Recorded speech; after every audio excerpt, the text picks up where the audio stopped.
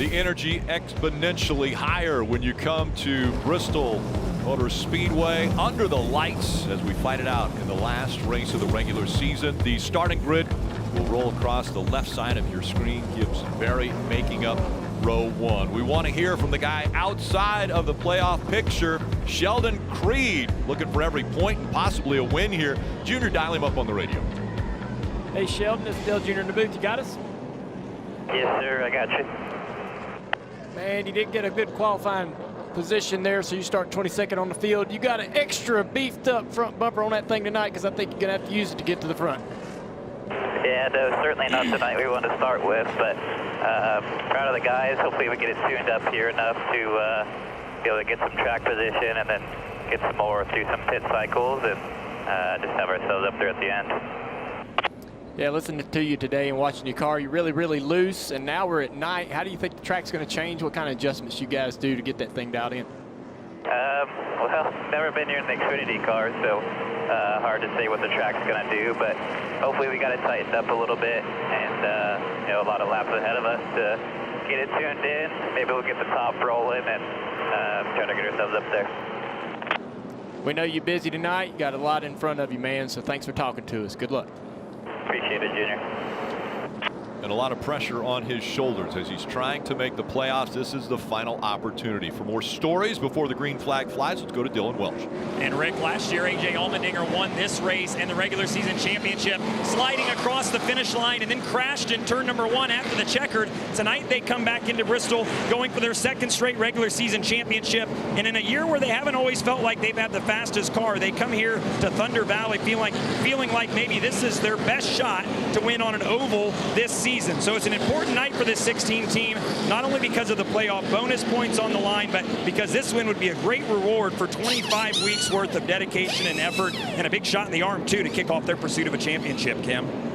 Well, Ty Gibbs is 38 points behind A.J. Allmendinger in the battle for the regular season championship and those extra 15 playoff points. And I talked to crew chief Chris Gale this morning on how they're feeling. And although they're still in contention, he acknowledged A.J. and that number 16 team would have to have a lot of problems in the race to give their team a shot at it. So he said getting the regular season championship is actually very low on their priority list tonight. They're keeping it simple, he said, and just looking for a solid day with hopefully at least one stage win. And Dave, they have set themselves up very well for that by taking the pole here for tonight's race. Kim, what a time to be Noah Gragson. 5 race wins, including the last 2. And coming to this race, crew chief Luke Lambert told me this is a place for Noah. If you have to search a line out, Noah is the guy for it. He says this race will force the drivers to use the different lines on this racetrack. Look for Noah Gragson to have a good night heading into the playoffs. Marty?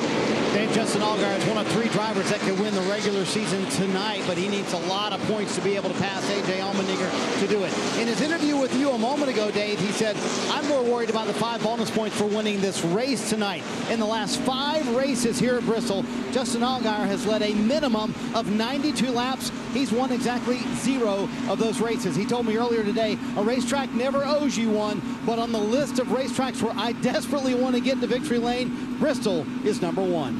Yeah, Marty, and a couple guys have picked him to win this race, so obviously he has a lot of success looking for momentum. All right, Steve, break this one down for us. Well, it's the world's fastest half mile, and laps are going to click by at under 16 seconds. 300 of them in total, a little over 150 miles, 85 laps for both stage 1 and stage 2. The final stage a little longer at 130 laps, but the fuel window over 140 laps, so all 3 stages can be run without a pit stop. When those pit stops come, though, could be very important. We've seen strategy last night of the truck race, played a big part in who was able to go to victory lane. We'll see if it affects tonight as well. So the field has been down pit road to check pit road speed. They're going side by side now. And let's listen in a little pep talk from the 11 team. Appreciate you guys. No matter what the night holds for us, proud of you. All we can do is what we can do. It's all we can control, so have fun with it. Have a nice clean car, finish the race, you know what I mean? Then at that point, we'll see how it goes. There you have it. And again, a little bit of a surprise at the end of the regular season. Colleague drivers currently sitting in the 11th and 12th spot as far as playoffs. The final 2 positions not locked in. amount of nerves at Kaulig you just didn't expect coming into this year, that those two cars could potentially be in this position. And they may not be nervous at most racetracks, but if you've watched races at Bristol, you have to know that you're not safe anywhere. Lap traffic is going to play a role tonight. It's been a one-lane racetrack so far this weekend. All of that just adds pressure to these Kaulig cars. Yeah, and the tire was really durable last night in the Truck Series race. No fall off throughout the entire run. That's really going to affect the way these guys see the track position for that final stage. Daniel Hemrick, he'll be starting in the 8th position. As we mentioned, he's currently in the 11th spot overall as points. Landon Castle back there in 16th, and he is in the 12th and final position. A lot of work for these drivers. And again, take another look at the points before we get started. Hemrick 37 above the line, Landon Castle 19. And remember, every position is a point, and you get points for the top 10 finishers in each stage. Yeah, Ryan Sieg was that pink bumper, rear bumper you saw right in front, right? He's minus 19. I mean, that can be made up in theory in 2 stages, right? If Ryan Sieg had 2 great stages and Landon Castle's unable to score points, that could completely flip. Lights are off on the pace car. Field now in the hands of Ty Gibbs and Josh Berry. Ty Gibbs winning the pole earlier today. The 19-year-old. Already a great season with 5 wins. Can he get the momentum going to start the playoffs after this one? The field working their way through 3 and 4. And now the pace car off the track, about to get underway. The Xfinity Series racing at Bristol under the lights.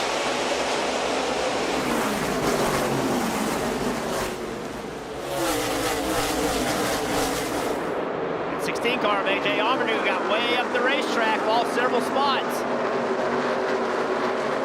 And very loose still is at 16, sliding sideways as he went through 3 and 4. And guys, he said he seemed like he thought something was broken in the gearbox, so that's a bigger issue for the 16 than what they initially thought.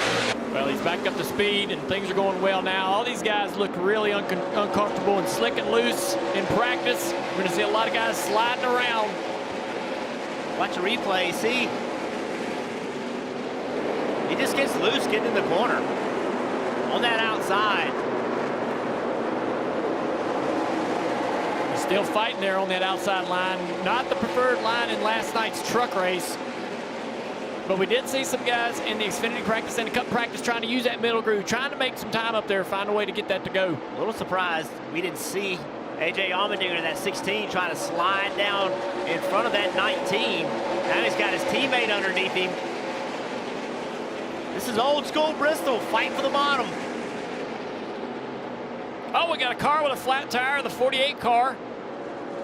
And the caution is out. Caution comes out as the 48. That's Nick Sanchez. Got a right front tire down right there. Hold on. Oh, don't come down yet. Now one more. Come on. Saw some sparks from that car coming off turn 2. Did a good job not making any contact with the ball. Right side tires, guys.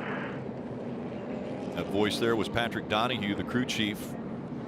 Nick Sanchez, the 21-year-old from Miami, Florida, bringing out caution number 1. Take a look, see if we can see what happens. Just tire goes down. Exit of the corner, just like you mentioned, Dale does a really nice job making bigger contact with the wall.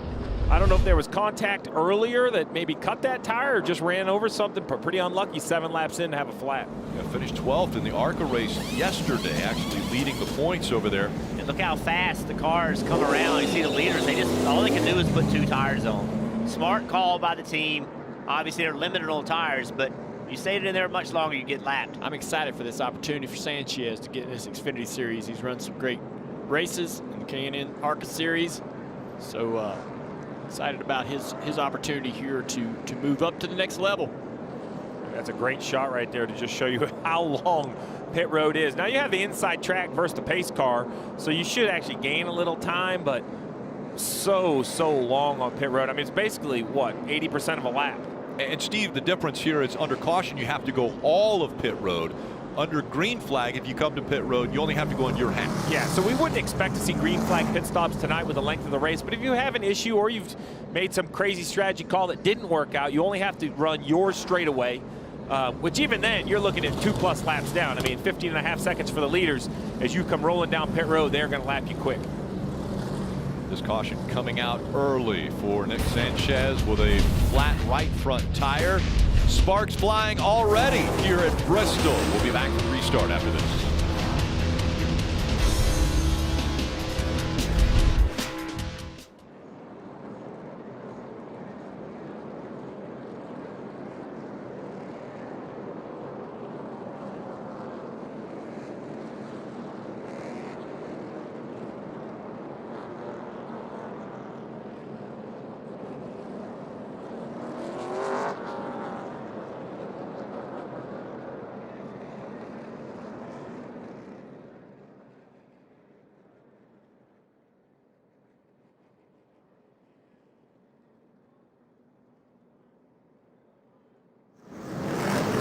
Trouble early here at Bristol for Nick Sanchez, the ARCA driver making his first Xfinity Series start here at the Last Great Coliseum. Another ARCA standout in the field who's making their Bristol Xfinity debut, Sammy Smith. He raced here last night at the ARCA Menard Series East finale, won the championship, his second ARCA East championship in a row. Sammy's branching into the Xfinity Series this season. He's made 6 total starts, already 2 top 10 finishes, and a 3rd place finish just last weekend at Kansas. Early in today's race, that 18 already running 6th.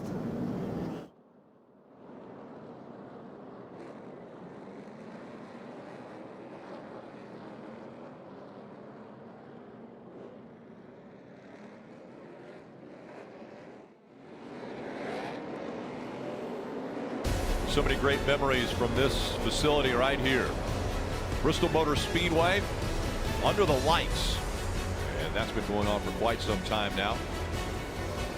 Rick, we had a great report by Dylan Welch about that 16, talking about he didn't think it wasn't a bad restart. It was actually a shift or a gearbox issue. Jeff, you thought he might have got loose in. I didn't know if that would be where you would shift from 3rd to 4th. So either way, very important right here for the 16 of Allmendinger. We'll see how he accelerates on this restart. I feel like he was going to pick the bottom no matter what right there. He did not want to see any more of that outside. This time it's Allgaier on the inside of Ty Gibbs on the outside. Gibbs has led all the laps, 9 of them complete so far, as we get ready for the green flag again. Big checkup on that inside line.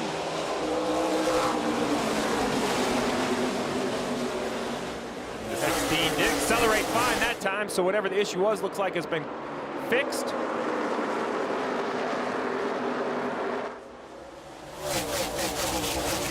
Top 4 stretching it out now as Sammy Smith in the 18 trying to keep that 1. Sam Mayer up a little higher, not able to do it. Mayer dives down to the yellow line.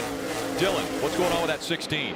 So AJ on that, after that initial start, said he feels like he just over-revved it. When he was going from 2nd to 3rd in the gearbox, it kicked it out of 3rd gear and back to 2nd. So doesn't see anything too alarming on the gauges, but they're not sure how much damage, if any, there was to that 16. Here comes Riley Herbst around in the 98. No contact made, but the caution comes out. Hold your lane here. Come on, come on, come on, come on, come on. Loose on corner entry. So this is one of them deals where it kind of sets the tone for the night. Wow. Sheldon set the tone right there. Yeah. Yeah, contact. We had a couple quick yellows early in the race. It's going to be one of them nights. You said, let's see what happens. They enter the corner. It's like Sheldon just turns down. Yeah.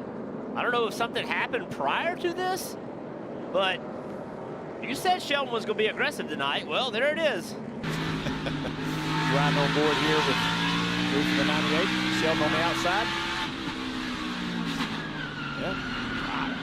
You asked about his front bumper. He just used his door. Yeah. Maybe that's the secret weapon tonight. Yeah. There's the donut on the side. Well, now, if you're Riley Herbst, you're like, okay, buddy, you set the rules. I'll find you again later. I think Riley's probably sitting there going, did I do something wrong there? What just happened? I think he knows he didn't. I thought I was low. Yeah. Looking back on the eyes there of Riley Herbst. Let's listen in to a little bit of Sheldon Creed's radio. Yeah, that was my fault. I don't think that was your fault. Don't worry about it. Hey, crank another round of front brakes here and see if it helps you get going a little quicker, okay? Don't you love a crew chief? I like that crew chief. Even though you could tell he knew he was telling a lie. And he's like, oh, man, it ain't your fault. No. It'll be your fault later when we talk, but right now it's not your fault. That means another restart coming up here from Bristol.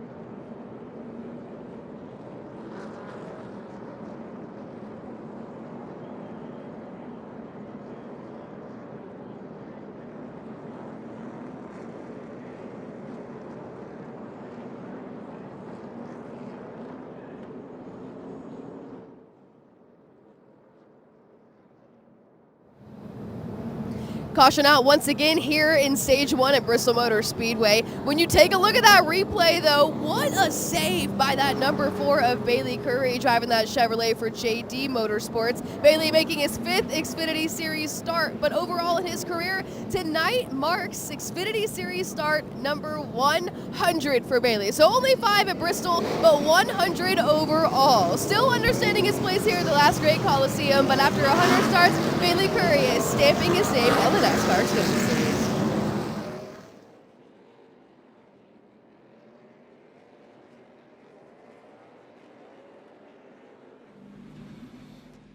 Make sure to download the official app of NASCAR. That way you can follow the action with free live scoring. There's in-car cameras as well as the radio broadcast. All you have to do, search NASCAR in your app store, and you can download and start a free trial. Saw Justin Allgaier there working the wheel. Ty Gibbs, who's outside. They make up row number 1 as we get ready for another restart. You may be wondering why the leader picks the top when the bottom of the racetrack and the corners is so much better. It's all because of the front straightaway. On that top lane on the front, you can get such a better run, get a better launch, actually beat the guy on the inside to turn 1. And race leader Ty Gibbs back into the gas first. He will clear the 7 and get into 1 clean. Here comes the 8 of Josh Berry. That outside line is such a great launch for pretty much everybody in the first 5 rows, but then you have to find that hole in the bottom before that bottom starts going, starts moving forward and taking those positions back.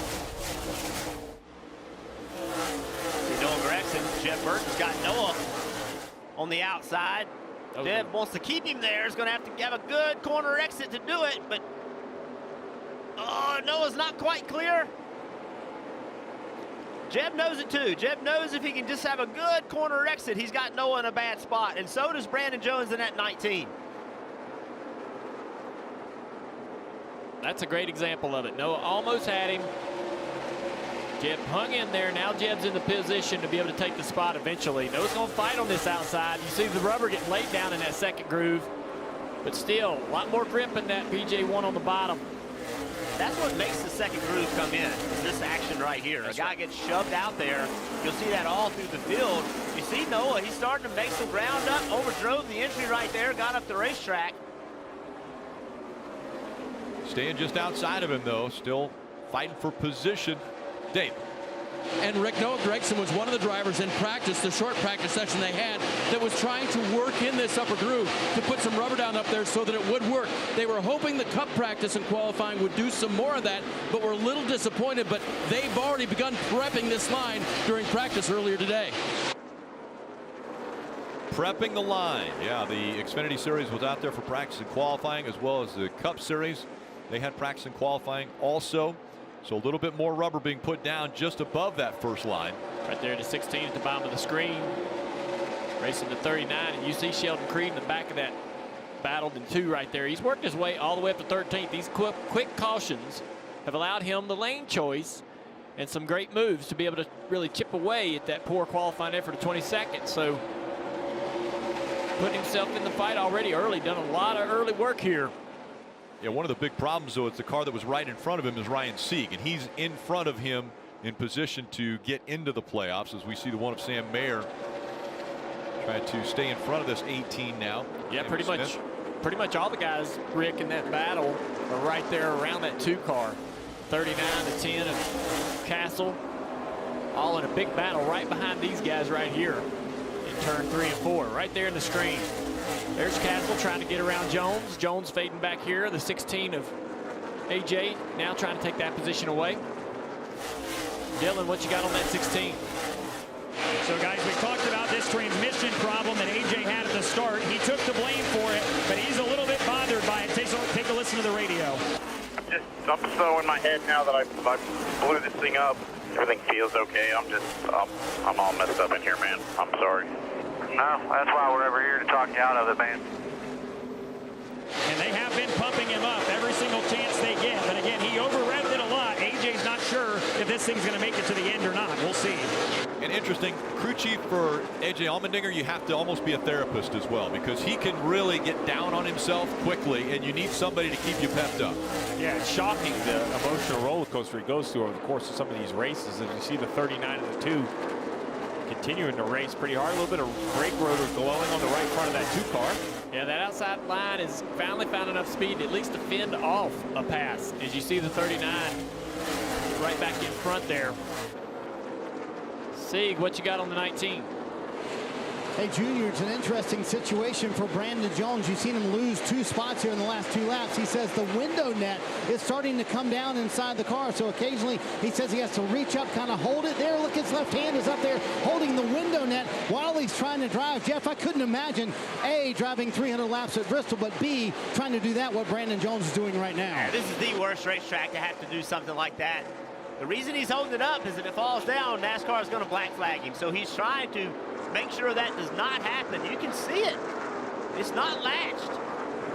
So he's hoping for a caution. 51 to go to the end of this stage. He does not want to have to go that far doing this. Now, if NASCAR sees that happening... Well, I mean, they got to be seeing it now. We got the camera on there. Oh, got a spin. Oh, the 48, Sanchez. Nick Sanchez once again bringing the caution out as he slides to a stop. And there you go. Hold your brake right there. Brandon Jones. You can get her going. Come down pit road here. Either way. This guy done some good work trying to get through the back of the pack there. Remember, he got that flat tire, had to go to the back of the pack and race real hard up the racetrack. I think we're going to see some contact here in turn 3. I happened to look up, and there was definitely some things happening entering turn 3. Here we go. Well, already out of the picture, but that was Keith Barnwell on the radio. We heard just at the end of some of that communication. He said XY wrecked you. So he gave a number. We didn't hear the number or who it was. Thought he said the 02. 02. Karam. Must have been maybe some hard racing between these 2 guys, but looking at this car, can't really see where the contact may have been. He spent more time on pit road than he was hoping to this so far. Make a quick adjustment to get him out. All right, Brandon Jones, great job. Now, was he able to get it latched without having to come down pit road? I was going to say, can a driver do that? No. Or I'm betting on the no. Well, you can see his hand. You can see his hand still up. I can't remember any latch in the last 15 years that I could have done on my own. It's quite a ways ahead, right? You need a lot of leverage. These things are super tight. It's hard enough for the guy that puts it up there every week to do it by himself outside the race car. So he's going to have to come to pit road. I'll be surprised if they try to stay on the track and run this out. I don't know why they would try to do that. I think they got a lucky break with the yellow. I think if they don't pit right here, it would be a big mistake. I think some other guys are actually going to pit as well, because this is a little bit of a window to the end of the next stage. You see him. So it wouldn't surprise me if we have a couple guys try to pit. Look at this, 2. There you go. Wow, is that a surprise, Steve? I think they're trying to gamble on trying to run all the way to the end of stage 2. This is back like you talked with the trucks, right? There's about 47 to go. About the fuel window says you can go all the way to the end of stage 2 from here, Marty. Yeah, Sheldon Creed making the call here. Jeff Stankiewicz bringing him down pit road. And yes, Steve, that's what they're trying to do, is connect that all the way to the end of stage 2. His car is a little bit tighter than he would like. And you heard the radio with him saying, hey, that was my fault with the 98 earlier. Now, Brandon Jones, he only had to drive one-handed for about 8 laps or so. That happened almost as they were coming green for the last restart. He said something's wrong with the window net. He grabbed it with his left hand, held it up, drove one-handed for those 8 laps. Now the crew's going to go over, and you're going to see the work that's going to go on there, trying to get that window net latch for Brandon Jones with 46 laps to go here in stage 1. Crew member taking care of it. And then about the straps, Steve, what are they doing with the straps? So you see that the first 3 straps have some Velcro, because you have to loosen those, to Dale's point, to even get it latched. And then you tighten that Velcro, because at that point you're really looking for the aerodynamic advantage that far forward. You want the window net tight, both for aero and for safety. You want the back half towards the driver's helmet. You want it nice and taut to try to keep the helmet in and any debris out. But to Dale's point, zero chance I think a driver could reach that far forward and latch it. So they were able to do the work, get that window net latched once again. Well, the official app of NASCAR Tracks, it lets you stay up to date on the latest race and event information from all of your favorite tracks. Search NASCAR Tracks in the App Store, and you can download for free and start using that tonight. So the strategy call for the 2 is basically now he can just run all the way to the finish of this stage, stay out, and then run the entire next stage, try to get some track position and some points. Remember, he's thinking win, right? I mean, he's far enough below the cut line while he could do it on points. I think Sheldon Creed and this team is thinking win. So I like this call, try to get some track position at some point. I mean, the leaders had run some of their fastest laps just before that yellow came out, even with what is now 40 total laps on their tires. Coming up on that halfway point of this first stage, things happen quick here at Bristol. And once again, it's Ty Gibbs choosing that outside line. He's led all 40 laps. Allgaier will be on the inside of him once again. Back up through the gears they go.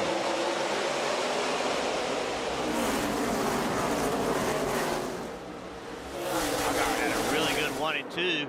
He had a great restart just for that inside line. You see how bad it is for everybody on back, losing a couple spots, but he's able to hang on right here. Noah Gragson in front of Sam Mayer now. Noah Gragson in the 9, Sam Mayer in the 1. And Josh Berry in the 8 just in front. A little junior motorsports parade going on right here. They're second, then 4th, 5th, and 6th.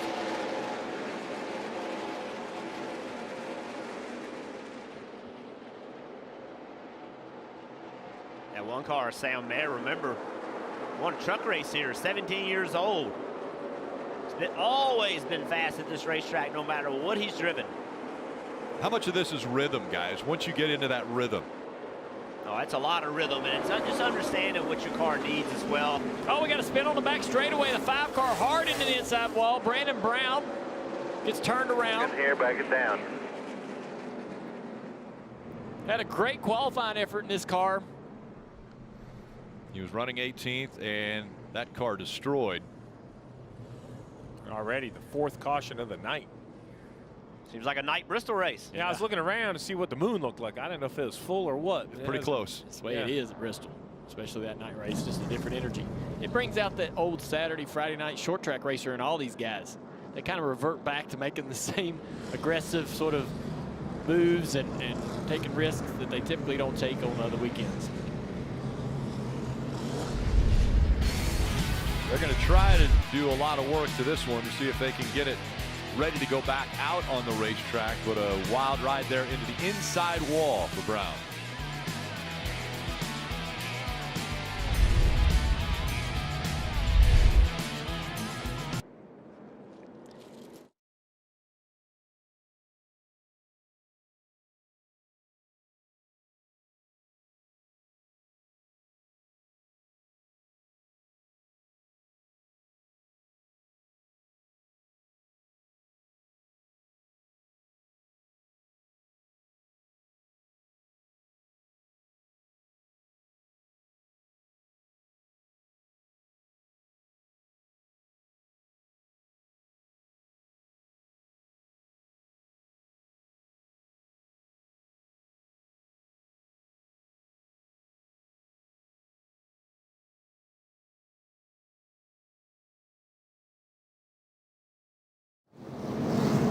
Caution is out for the third time now in stage 1 here at Bristol. When you take a look at that top 10 running order, that 27 of Jeb Burton, that Chevrolet for our Motorsports. Jeb, in his first year with the team, he's been vocal with the media, though, about his frustration this season. Recently, they have yet to finish 7 of the last 12 races. That's 7 DNFs in the last 12 races for that 27 team, and the frustration is starting to get to Jeb. He said the goal for that team, finishing races, keeping clean race cars. He's made 6 starts at Bristol, 1 top 10 finish in those 6 starts, but tonight, strong start to the evening, qualified 7th, and continues to hold on to that 7th position here in stage 1.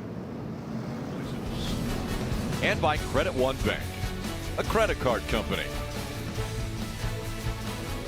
Extra flag person there up in the grandstands, enjoying a little bit of night track or night short track racing, as Ty Gibbs once again will make the decision inside or outside for his lane choice, and it looks like it's going to be the outside.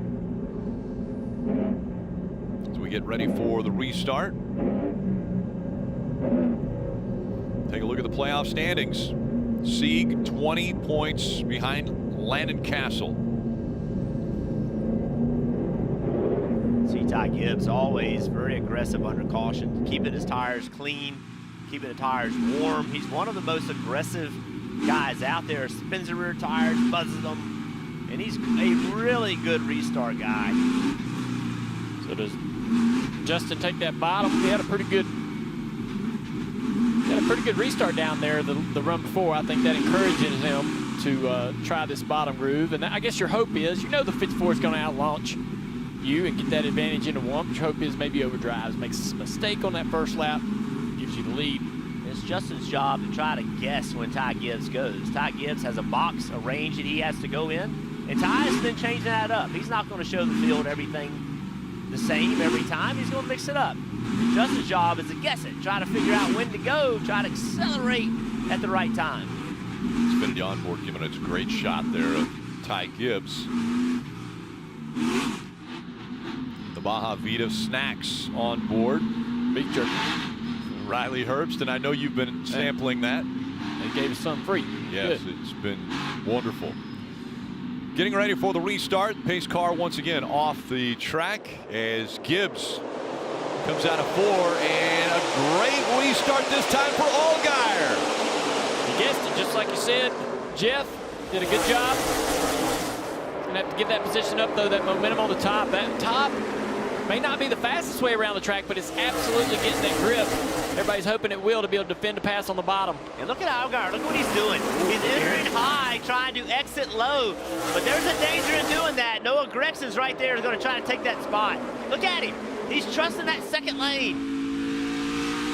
Only got a couple more opportunities to do that, maybe before Noah finally sticks it in there and tries to take that position, and now he's back to the bottom of the racetrack.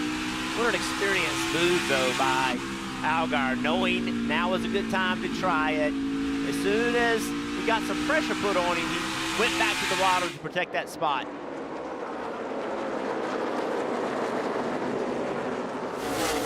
And Castle way up the racetrack. Battling with Sieg right here down the back straightaway into turn 3.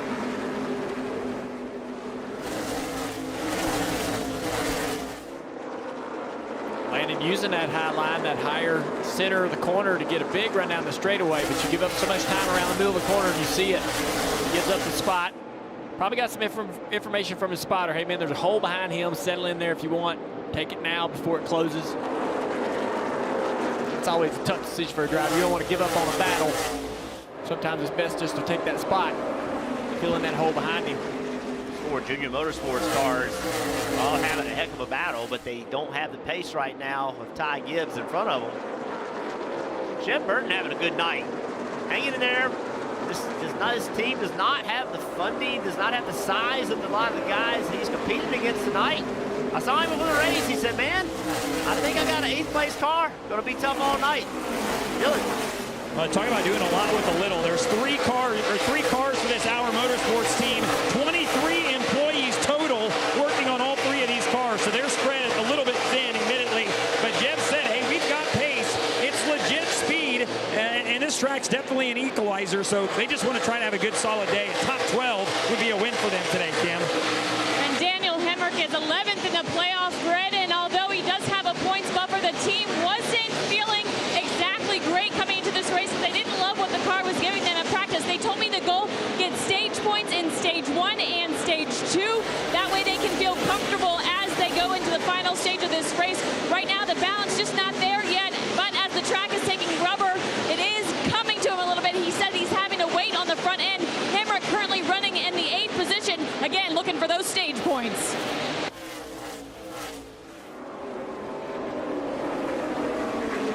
Looking for those stage points. Daniel Hemrick wants a clean night.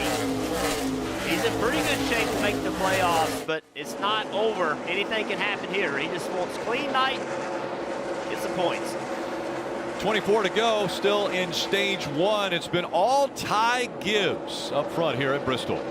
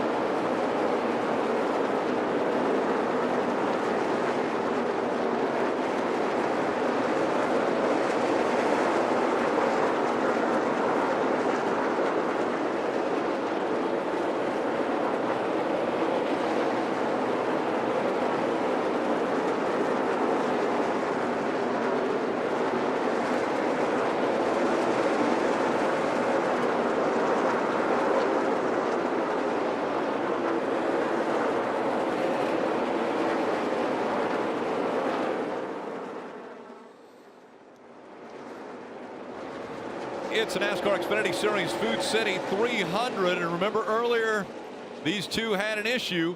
Sheldon Creed came down and doored the 98s of Riley Herbst. He spun, but now the two look to be racing a little cleaner here.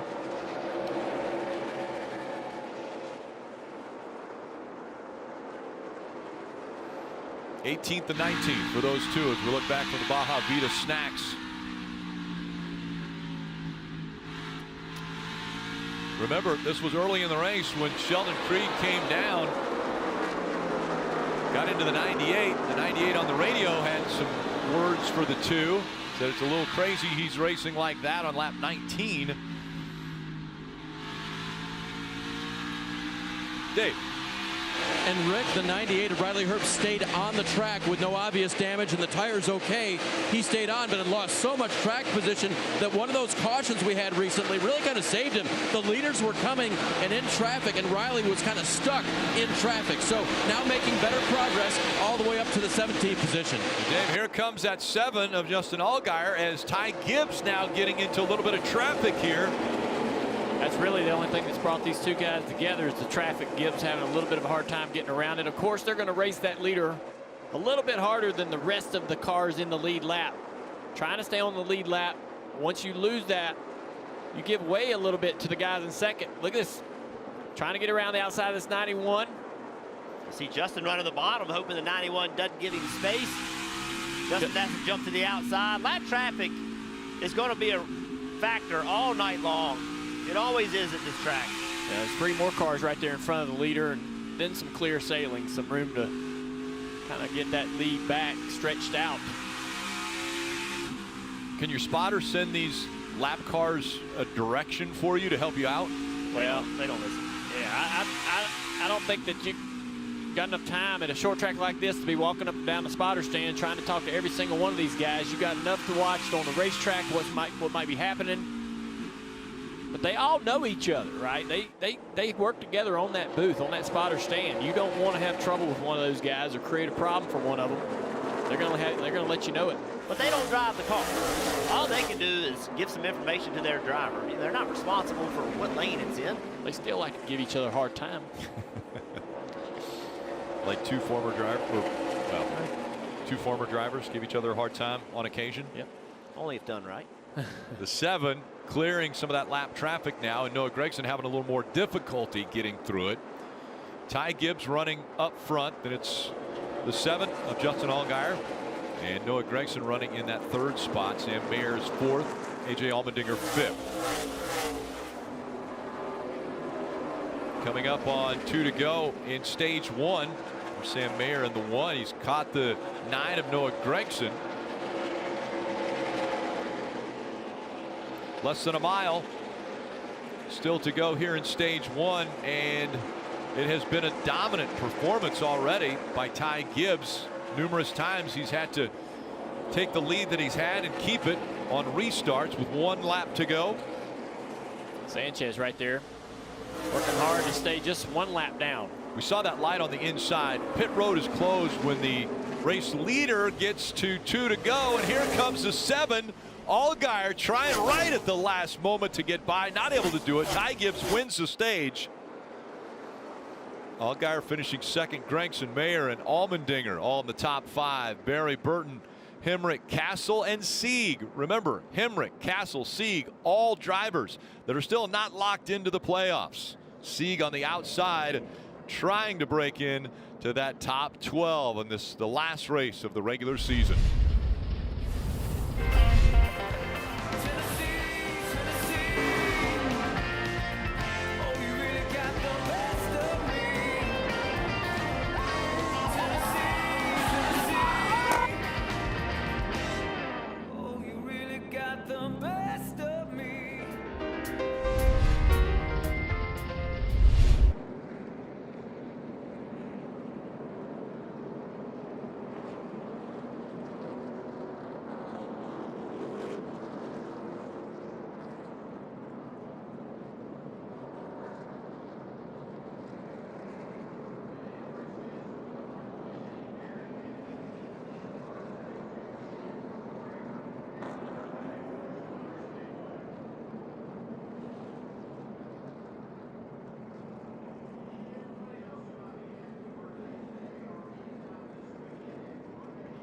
Stage 1 is complete, and it's Ty Gibbs who earns the stage points, one of the drivers competing tonight for that regular season championship. Ty already locked into the playoffs with 5 wins this season. That stage point does nothing more than set him up nicely as we head into round 1 next week.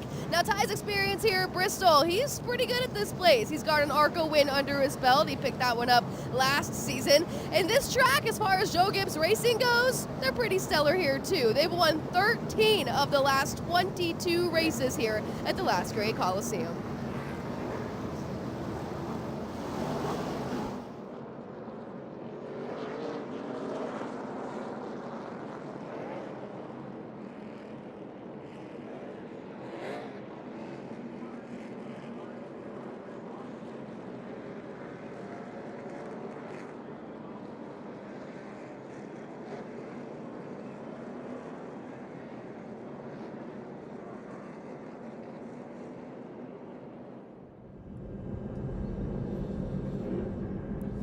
Change the past one leap at a time. Don't miss the premiere of Quantum Leap, Monday at 10/9 Central on NBC and streaming next day on Peacock. Getting ready for pit stops now. Stage 1 complete. And again, the field will come onto pit road at the same spot under caution. It'll be interesting to see, Rick. We have a few cars. Sheldon Creed, Brandon Jones with the window net issue, Jeffrey Earnhardt that pitted a caution ago. So they may choose to stay on the racetrack.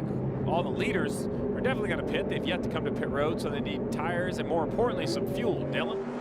There's A.J. Allmendinger, recovered nicely from that transmission miscue at the very start. Up to 5th right now, just said he's building tight on throttle. Going to make a very small air pressure change for tires and fuel for Allmendinger, Kim.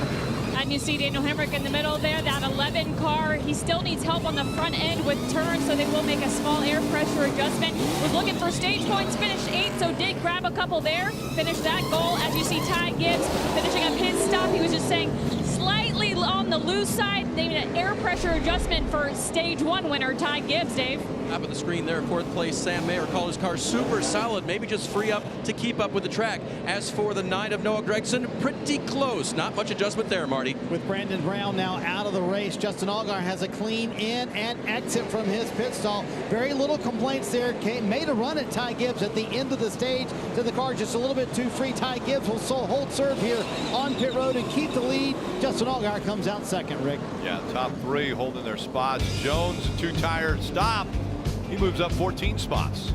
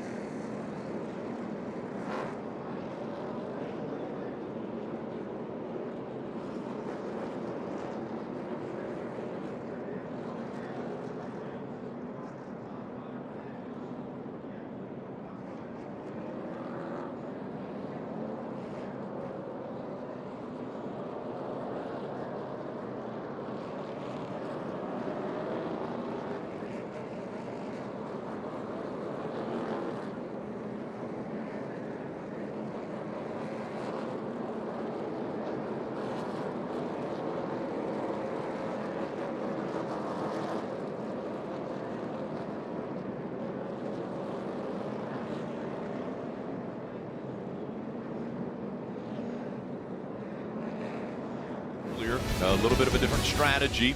With him being up front, that puts him inside of the playoffs if he's able to go on and win this race. That will put Hemrick on the bubble, and Landon Castle will be on the outside. And those two separated by just 12 points now as they run on the racetrack. Interesting to see if Creed has enough pace. Yeah, that's what I was getting ready to say. It's going to be an interesting restart with Creed and Earnhardt having some laps on their tires, even just on the launch, with Gibbs and Allgaier and Gragson right there behind them. Last night in the truck race, and we've seen it some tonight as well, the tires don't have much fall off, maybe a 10th over 50, 75 laps. Taking a look at the Toyota driver update from here at Bristol. Earnhardt currently 2nd, Gibbs 3rd, Jones 6th, Smith is 12th, and Emmerling 34th currently as we get ready for the restart.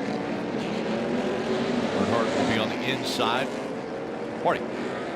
And they reminded Sheldon Creed, remember Martinsville earlier in the year, we put you in the same exact spot in stage 2, and remember how hard it was for folks to pass you? Just keep that in mind. You've talked about how aggressive Sheldon Creed will play this race. Well, let's see how aggressively he blocks to keep it up front. This works because all of these guys that stayed out, they can run all the way to the end of this stage on fuel. So that's the strategy call. Now, whether they have car enough and tire enough to make it work, we will see. Well, you mentioned that We saw some fast laps happening 30 laps into the run. So we'll see if Sheldon Creed can make these work. Back into the gas quickly. Ty Gibbs looking to the inside, but it's Sheldon Creed who's out front. High is the 7 of Justin Allgaier. He's going to try to take second away from Gibbs. It's going to have to happen down here in the corner before Gibbs starts making that bottom work. There's the momentum off the turn 4 to clear the 7 into second place. Now he's going to try to top again. That's going to open the door for the 54 to get back underneath him if he's not careful.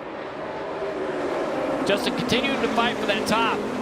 I just don't know if that's really going to pay off for him, but he's not going to give up. Now he's back to the bottom of the racetrack. Trying to close in on the back of this 2. Get him up off the bottom. This 2 has a little bit older tire, but I don't know that he has the pace if it had the same tire. Here we go. That's the move right there. Get underneath him now, down into 1. Sheldon can be on the defense, though. He can race hard here on the outside, make this nearly impossible for Justin to pull off. Right there, you see it. Advantage to the 2 car off corner exit. You almost just want to break even in the entry, give up a little bit in the center, but then on corner exit, make it back up. Sheldon way up the track. The 7's loose into the corner. Sheldon right on his door. Real tight on you. Real tight, exactly. That's how you got to run it. It puts you, even if you're Sheldon, really crowding a guy, puts you in a bad position, but really it doesn't allow him on the bottom to do much. If you trust Justin that he won't slide up into you and take you out, you're going to crowd him all you can. And while Creed is leading, that has Hemrick and Castle on opposite sides of the line. More contact. So now Allgaier's gotten to the point where he's like, if he gets far enough up on him, he's going to drive it deep in the corner. Just got to overdrive the corner a little bit, but just didn't have enough ground on him to do it. Sheldon Creed doing a great job up there. Again, contact.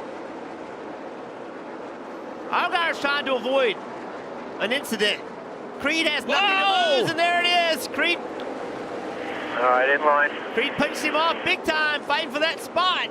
I'll tell you right now, the attaboy goes to the 54 car of Ty Gibbs for giving Allgaier enough time to save that, for even seeing what was happening. Now, just getting a rhythm here. And allowing Allgaier to gather his car back up. He gave him a little break right there, getting in the corner. Wow, Allgaier moved down in front of him. A little shove there from Sam Mayer in the 1. And then Ty gave him a shot. So what has happened here is Allgaier's used his car up, running on the bottom of that 2. You can see him get looser and looser into 3. He's just trying to get a little relief here. Get away from that 54 if he can, just so he can get a little relief, see if he can find a pace for his car. But he's really out of the racetrack. The back's moving around a little bit, and he can't throttle up. Guys, I think the second lane is getting better because A.J. Allmendinger is up there on the offensive, right? He didn't get moved up there by the 9, now maybe not the 3rd lane, but the 2nd lane, you can definitely hold on. We saw the 2 do it, and the 16 was able to till he overdrove the entry. That outside will get better all night. Let's go back and watch this battle right here. Allgaier and Creed. Creed with nothing to lose, has to win this race to make it to the playoffs. Pinching Allgaier off, and then on corner exit, just turns left. Gets into the left front of Allgaier, almost spins him out. Gibbs behind him did a nice job of checking up. And now they're trying to run him back down. Marty. Yeah, Jeff, on that replay, look how much Ty Gibbs slowed down there. And to that point, Eddie DeHaan came on the radio as Landon Castle comes to pit road with 63 to go here in stage 2, Kim. That's right, Landon Castle, right front flat, detrimental to what they needed here tonight. They were aiming to give themselves some good points, get some stage points. He had been running in the top 10, so not what you want, and he will easily, likely, go possibly a lap down here under green. Yeah, probably 2 laps down. We'll have to check on that right front. It looks like it has air in it, but it might be soft. Let's see if there's another issue with this car or if that right front tire is really low on air. And you see the playoff bubble right there now. Oh, there's another issue. I see smoke out of the right front, I thought. Yeah, it right. looks like it's a hub. Look at the brakes are on fire. This car has a wheel bearing issue or a brake issue. There's some corner on the right front. If we get another shot, look at it, it's on fire, the brake rotor. That tells me the right front hub is burned up, it's come loose, and it's just holding that brake rotor against the pads, because he's not on the brake pedal. This broke in the right front suspension, or I don't know. Yeah, you're absolutely right. So now Sheldon Creed has breath all of a sudden. Now the car that was in front of him on points, the 10, has an issue. Can Ryan Sieg perhaps take advantage, or Sheldon Creed? Can either of those two take advantage of Landon Castle's misfortune? Castle got 2 points in stage 1. Sieg got 1 point in stage 1. Now Allgaier's caught Creed.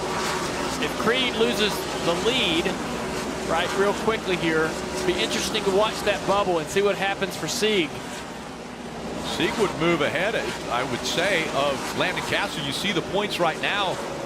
He's 2 less So than what Castle has. You wonder what Allgaier's going to do with Creed right here. Creed was exceptionally aggressive. Wonder what the patience Justin's going to have. Probably not as much as he did earlier. So well, this battle continues for the lead up front. Sheldon Creed has it. Justin Allgaier now moves to the inside. Creed way up the racetrack that last time. Man, what a hard pass to make. And then there's a bunch of lap cars right here in front of them. Basically, now where do the lap guys go? They've been getting out of the way up the racetrack all night long for the guys running the bottom. Here we go. It's an opportunity. See, the lap guys now don't know where to go because they don't know that the leaders are now running up the racetrack. Everybody's been pinned on the bottom. So the lappers were moving to different areas to be able to allow those leaders through. So now we'll see where they go. And a different playoff picture. The 10 behind the wall, out of the race, and the 10 will be outside of the top 12. Allgaier riding along with the Xfinity on board. They're working around lap traffic. You saw there the 2 of Creed got loose. Yeah. Man. Sliding the back into the turn 1. It's so common here. Really frustrating, hard to fix. Well, look how the track's changing. Creed isn't even trying to run the bottom. He's entering high. He's running high in the middle. Wouldn't even thought about doing this in practice during the day. Still 51 to go in stage 2. And the fight is on at the front. Creed and Allgaier. Gibbs in 3rd. Noah Gregson 4th. And the top 5 are pretty much right there, bumper to bumper. Sam Mayer in the 1 right there as well, as you mentioned. Jones get by the lap car here. Brandon Jones driving up into this battle as well now that he's got that winning net fastened up. The 7 looked to the inside of Creed. Couldn't get the nose to the inside of that quarter panel. Now he does. It's impossible. Yeah, this is where it gets very tough. It's because Creed can roll the middle well enough in the exit. So right there, the 7's better. But Creed gets good forward drive on corner exit on this top lane. So if you're patient as a driver, you get a foot here, a foot there, another foot here. It takes a lot of corners. But then you try to throttle up off of forward, you spin the tires, you give it all back. You got to roll around that bottom real tight and easy and just keep adding a little bit here and there. And eventually, you're going to be able to make this pass. Allgaier, you talk about being a veteran and patient, 36 years old, going up against the 24-year-old and Sheldon Creed. Oh, Sheldon got loose right there. Got loose on the entry. Good, take it. Now look at the playoff bubble. The points now. Creed +7, Ryan Sieg -7, right there at the line. With Castle out of the race, Ryan Sieg now is going to have to fight for every position. Well, Castle being out of the race now has opened the door for somebody to get it done on points. On the way in, we thought it was a win only for the 2 of Sheldon Creed, but now we see a pathway with points. Creed is +7, running 2nd. It's no longer a must-win with the 10 being in. And then on the bottom, 14th, Ryan Sieg. So close, he can see the playoffs just a few laps away. He just needs a handful of points, Marty. Steve, imagine being Ryan Sieg this week. Monday, he was in the playoffs. Tuesday afternoon, he was back out of the playoffs. I talked to him this afternoon. He said, I honestly don't know how he would make it in without winning both stages and maybe even winning the race. And he's never finished in the top 10 at this racetrack. But all of a sudden, that has now presented that he can make it in. You see him right crash. Creed hard into the wall, as well as the 54 of Ty Gibbs. That started from behind Gibbs. Wow, what a terrible break right here. Job all night, man. Ty Gibbs' car just went up the racetrack into the door of the 2. Not sure that was some contact. Yeah. Nowhere to go for Creed right now. The window net comes down. I just got hit from the rear and had no control. There you have it. Got hit in the back, no control. Yeah, it looked like some contact. And look at how quickly things change. We saw Creed was in the playoffs. He was in the top 12. Take a look at what happened. Yeah, Noah Gregson throttles up, contact right there, gets Gibbs around. Gibbs goes up the racetrack, takes out Creed. So Noah just throttles up right there. Pops him right in the left rear quarter panel. Those two have had some history for sure. I thought it had calmed down a little bit after what transpired over the summer, but that is not going to calm it down. That takes out a playoff opportunity for Sheldon Creed and almost seals the regular season championship for the 16, because now the 54 is never going to catch him. It was a long shot regardless. Yeah. It was going to take a lot for the 54 to get there. Yeah, it was 38 points was the difference for that regular season championship. But boy, right there. Well, now the 54 could get beat by the 7, so he could lose a spot in the regular season and all those playoff points. But you see the dejection. Yeah. Sheldon Creed. I mean, listen, he's put some show on though. Darlington, it was a show. Tonight, he was giving it all for sure. AMR safety crew immediately down there to see him. What an emotional roller coaster.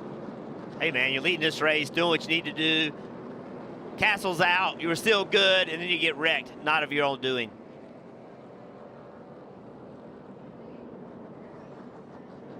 What a frustrating night it has to be for Sheldon Creed.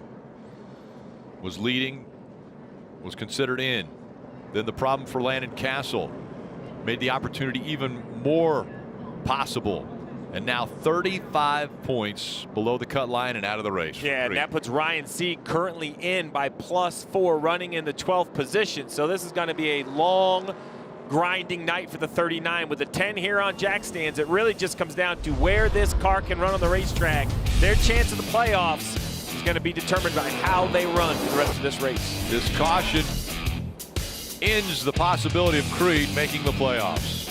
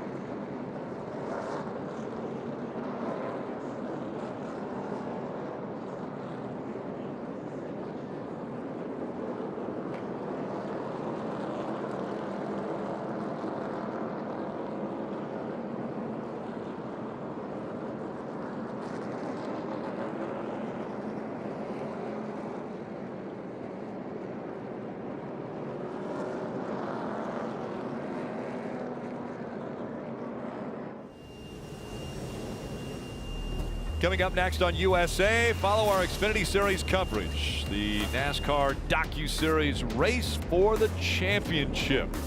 Behind the scenes look at the lives of Cup drivers. Tonight's race recap is built by Northern Tool and Equipment, guys. Well, good battle right here. Sheldon Creed turns down the 98 of Riley Herbst. Spins Riley Herbst out. Sanchez needs a little help getting into turn 3 there. It's spun out. Brandon Brown gets loose off turn 2, into the inside wall hard. A lot of damage. And this is the big news of the night. Initially the big news of the night. A hub issue for Landon Castle. Puts him in a tough spot trying to make the playoffs, and then things got more complicated. Yeah, the 9 of Noah Grasson gets in the back of the 54. 54 gets loose from that contact into the 2. Sheldon Creed and the 54 both with heavy damage after contact with the wall. Sheldon Creed's car gets carried behind the wall here.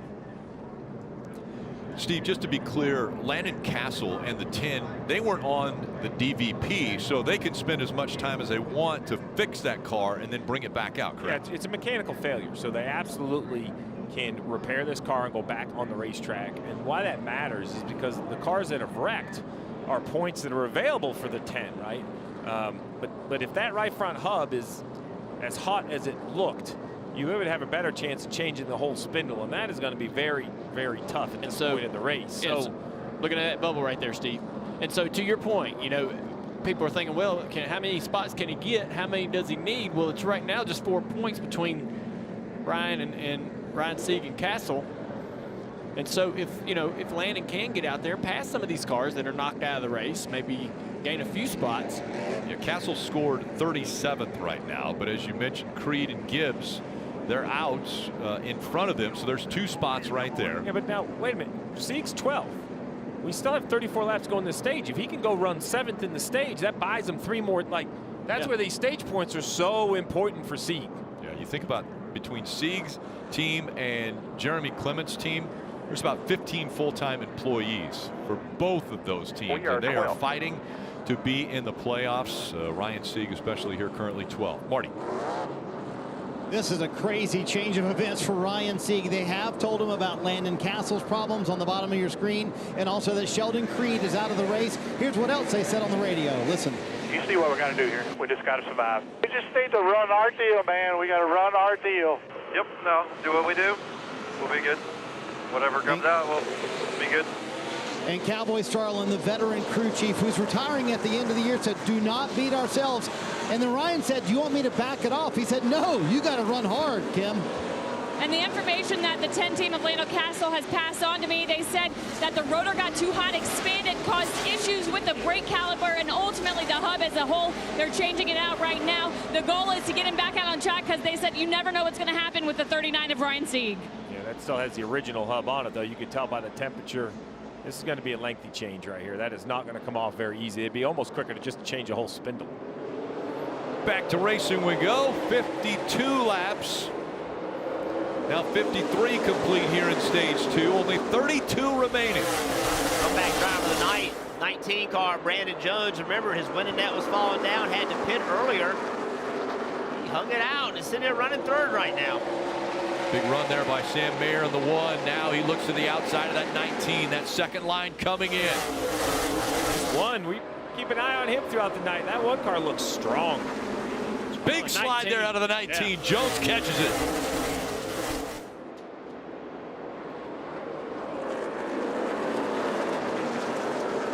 Brandon Jones, he's got his hands full right now. Remember, he put on 2 tires. He didn't have a lot on his lefts when he did that, but he just put on right sides. Jones holding on to 5th position, chasing after that 16 of A.J. Allmendinger. Last year's winner, and it came down to the 2 cars sliding sideways across the finish line.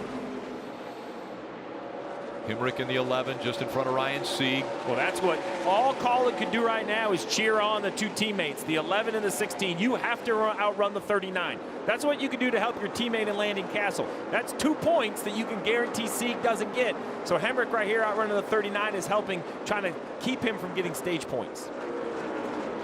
Heck of a battle right here. There's a lot of cars that moved up this racetrack. Oh, way up in the wall, Josh Berry. Josh just a little bit too high, gets in the dirty surface of the racetrack where all the tire debris and everything is. But I know a lot of Cup guys watching this race right now are thrilled to see this racetrack getting wide. After watching the truck race last night, everybody pinned on the bottom, really nothing happening outside that bottom groove. This is fun to see here. Josh trying to get the outside of the 98. He'd been looking there for a few laps. Just too much dirt and debris up there. Not really anybody up that high on the racetrack to keep that part of the track cleaned off. Gets loose up in the outside wall. Carries on. Loses several spots, though. Tough to get those back. He's fighting back right now. Ryan Sieg, he was able to take one of those spots. Ryan Sieg in 12th. Steve, you mentioned it. He needs stage points right here. Not advancing, though. Great battle right here between the 11. Hemrick, Jeffrey Earnhardt. Jeffrey doing a great job tonight in that 26 car. He's had some great runs this year in his 26.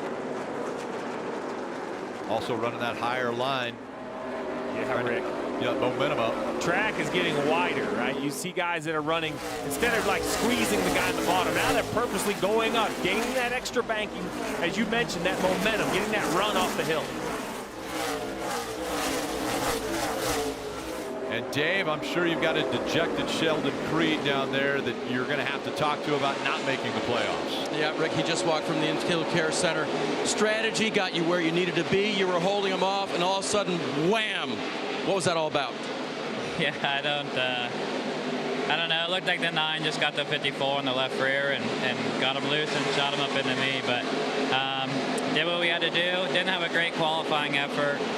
Got track position there and still was super loose, but I had pace finally. I feel like that was the first time today I had some good speed and thought we were probably one stop away from being, I thought, maybe able to race those guys for a win. And man, that's just the way my year's gone. Just we have speed at times, and then yeah, just stuff like that happens. Unfortunate, but proud of my guys. We've never gave up all year. I want to thank Wheeling Engineering, Trent Shoring, Chevy, everyone at RCR, ECR Motors. Man, I feel like we gave it a hell of a fight the last few weeks. Wish we could have got that win in Darlington, and felt like we would have had a shot tonight, honestly. I felt like the top was going to be good there. Maybe probably one more stage. I think the top was going to be really good, and yeah, I don't know. Not a lot to say, but just thankful for everyone. We're going to keep digging this year and maybe build some new cars to try. I don't know, but definitely some speed to find. Sheldon Creed, truck champion, Xfinity Series rookie, will not make the playoffs this season, Rick. Yeah, and that bubble is getting to be very close now. Sieg only 3 points in front of Landon Castle. Again, Castle's behind the wall right now. Sieg is hoping for every point and any point that he can get. But he was passed by the 8 of Josh Berry. That took a spot away and a point. It looks like the 39 is actually better up the banking, and he went to the bottom to try to pass the 27 of Jeffrey Earnhardt. When he did, the 8 jumped on his right side, and now the 39 just haven't been able to find the grip on the bottom of the racetrack and mount an attack. 14 to go, and Allgaier is out front, has about a 7/10 second lead right now over Gregson, Mayer, Allmendinger, Jones, the top 5. Herbst, Austin Hill is in 7th. Burton, Hemrick, Smith, the top 10. There's race leader Justin Allgaier. Well, Jeff, we talked about when is the track going to change, and we just heard Sheldon Creed thought the top was going to come in somewhere in this final stage. And, you know, as we look at the leader Justin Allgaier, he's still kind of around the bottom, but there's 2 guys trying to run him down. His 2 teammates of Gregson and Mayer, they are committed to the top. But Wandale Jr., this looks like something you must have had a conversation with him about, because he climbs that hill all the way up and gets a big run when it's available. He's a good little wheelman and not scared to really push his car. He just doesn't know any better, you know, and he's going to do a lot of things that are going to kind of surprise you, but he's starting to get some racecraft, starting to change a little bit as a driver and improve. A little battle here, the 8 car. Josh Berry trying to get around Jeffrey Earnhardt and finally gets that done, but also Sieg follows him through to take that position as well. And that points, that puts him back to 4+ over Castle. Now looks to the inside. What a wheel man in the 1 of Sam Mayer. Look at him about ready to pass Noah Gregson now. And he completes that pass, and Sam Mayer moves up to 2nd. Dave. And to Junior's point about racecraft, when I talked to his crew chief, Taylor Moyer, earlier today, he said racecraft, racecraft. We reviewed this race a lot from last year. We saw where Cindric passed us. We saw where our teammate got us when we let him in. And Sam Mayer has done a lot to work on his racecraft. Marty? Ryan Sieg sitting in 12th, Dave. Another point right in front of him if he can get by Josh Berry. So, Jeff, I have a question for you. They're almost giving Ryan Sieg play-by-play of the points. Say you're 5 back, now you're 4 back, or 4 up, rather. Would you want that as a driver? Would you want to know what's going on minute by minute with where the points sit? I want a big picture. You know, if nobody passes me and I don't pass anybody else, I'm going to stay the same. Don't give it to me every lap. I just want a big picture. Let me manage it.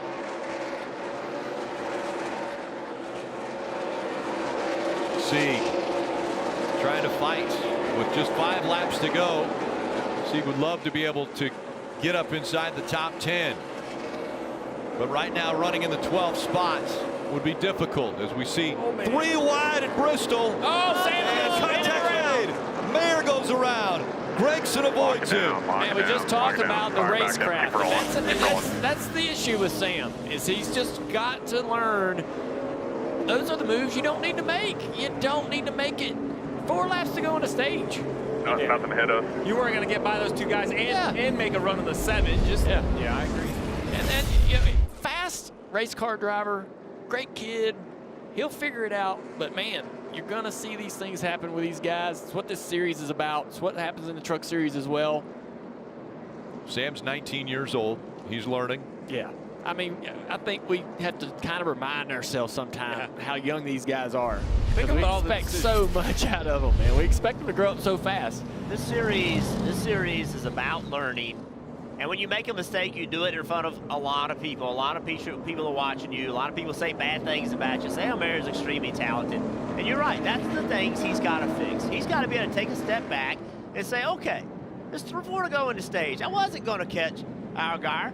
Get myself a finish here and then go fight again. Those are mistakes you have to make. You have to go through them. Dave. Catching up with another young driver, that is Ty Gibbs, who had a very fast race car here. How disappointed are you to be out of this race? Yeah, very disappointed. I feel like we had a very bad sponsor, Toyota GR Supra. You know, I was very excited for the rest of the race. Thank you to Mitch Covington and Interstate Batteries. You know, if it was God's plan for us to win, we would have. And I feel like the guys made a really great you know, progress over the last year from this car from we had last year. I feel like we're a little off last race here last year in September, and we came back and we're, I feel like, one of the fastest. So very thankful for them.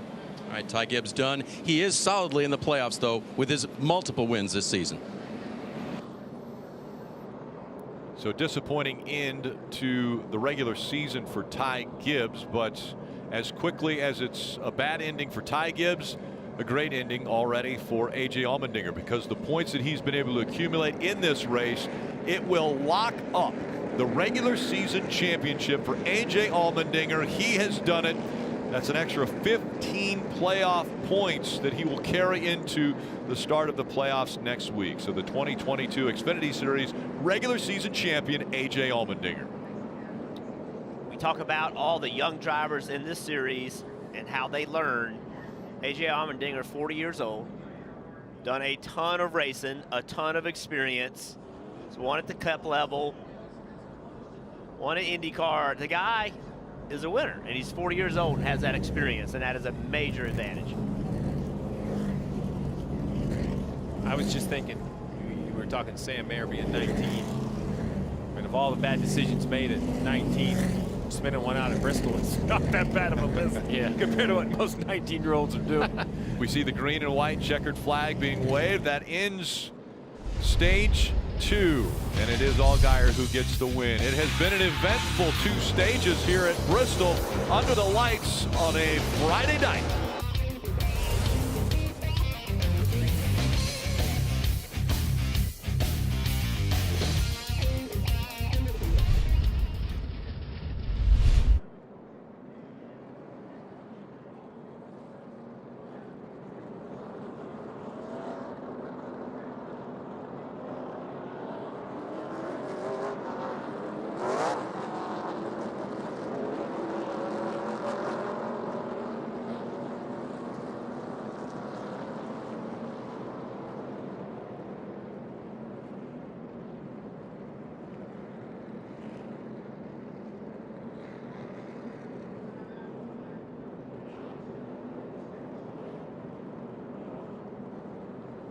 2 stages complete here from Bristol Motor Speedway, and boy, have they been eventful. If you haven't had the opportunity to visit here at Bristol, let me show you something. I am right down here in the middle of the action between turns 3 and 4. Now, they call this place the Last Great Coliseum for a reason. This place is a bowl, stadium seating 365 degrees, and look at those cars. When they're running the middle of the high line, they are almost 3 stories above my head where I'm standing right now in the infield. With 40 feet wide, 24 to 26 degrees of banking here in the turns. This place races like a bowl.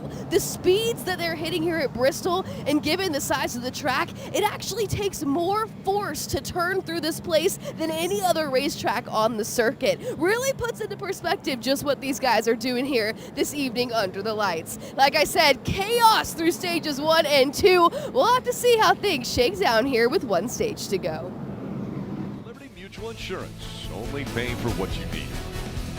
Ford, built Ford proud. And by Northern Tool and Equipment. Start solving your projects today at northerntool.com. We're made for this. 1 stage remaining in the regular season from Bristol Motor Speedway, the last great Coliseum. Allgaier is up front. Steve, 1 more pit stop. Yeah, that's the goal. You know, after seeing how good Sheldon Creed could hold these guys off, which, as Jeff pointed out, and I agree, I don't think, forget tires, Jeff, I don't think he had as good a car as the 54 and the 7. So even on older tires, he made it that difficult.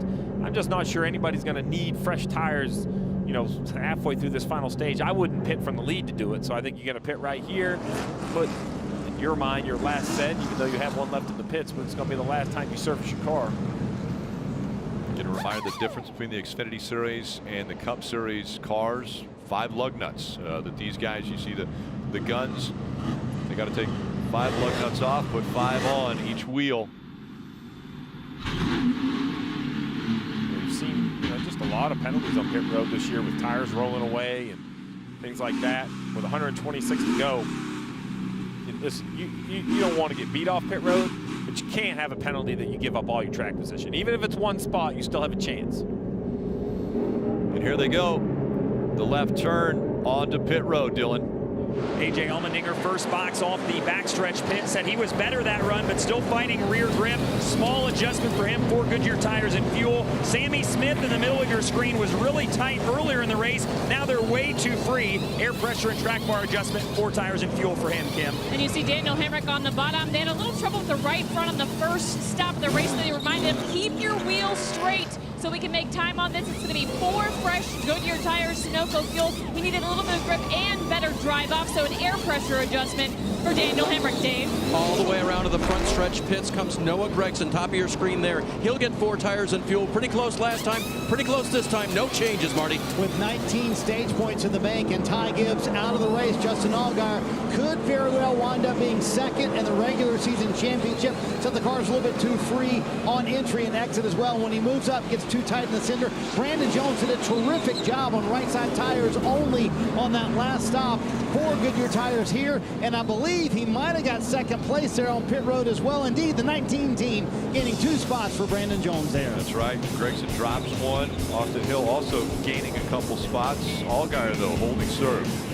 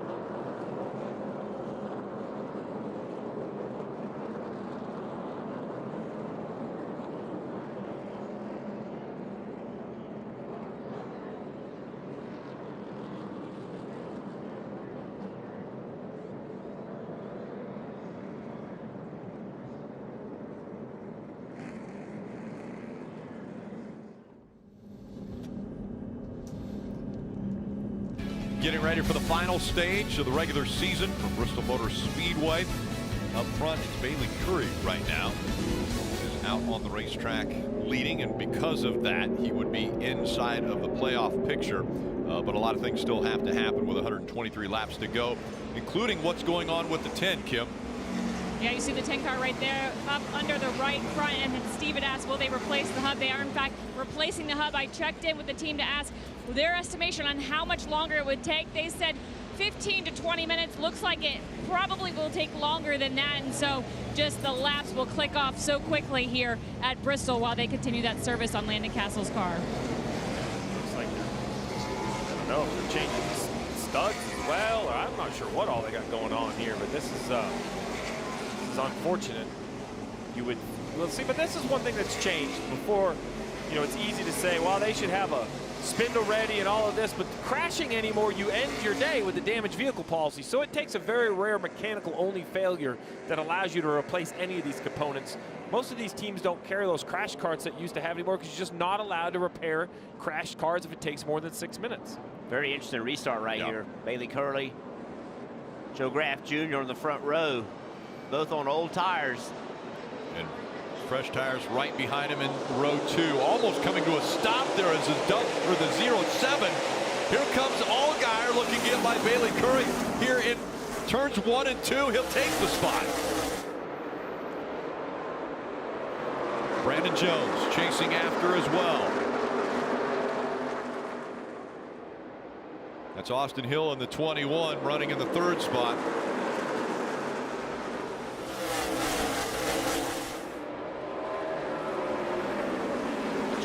Car every week seems to find himself in the battle. There's Riley Herbst. Riley's got a good run right here. Oh, a little smoke on the left front at 21. See it? Little contact. Got fender rubbing a little bit. It's the 9 car. Braxton trying to get around the outside, but going to go up there and take that line as well. I think Curry doing a nice job. Yeah, hanging on to that 3rd spot. The more and more we watch his 21 run, the more and more I like Austin Hill. I just like his approach, his interviews, his style behind the wheel. Oh boy. And contact made right there with Riley. Yeah, and that left front doesn't have the Goodyear on it anymore. We'll have to keep a good eye on that 21, see if the left front hold there. Marty, how about that 21? Yeah, so far no smoke after that little bit of contact there with Riley Herbst. And Steve, you appreciate nights like this. They have had to grind. Austin Hill behind the wheel, Andy Street crew chiefing. On their first run, they were terrible. Austin said, I need a massive swing at this car. And here they are running 4th, couple of good pit stops. They made some nice adjustments. Steve, sometimes, especially at a place like Bristol, you just got to grind it out, don't you? Absolutely. This place is a grind. It's loud. It's fast. Things are just happening. The drivers are full. Their full attention is needed. The spotter's full attention is the crew chief. It's very easy to get distracted by all of that outside noise and stay focused at the task at hand. 40-lap pressure tires on Allgaier and Jones compared to Bailey Curry, who's running in the 3rd spot. These two fighting for the top position. One car almost crashed off of turn 2, gets up the racetrack. Little bottom out right there, gets him loose. Now he's in the dirt, got dirt all over the right rear tire. You know, he came out of the pits in 10th place, and I'm thinking to myself, this night's not over, but that mistake now has him all the way back into 15th. Brandon Jones, I think, is a little bit quicker than Allgaier right now. Putting a lot of pressure on the 7.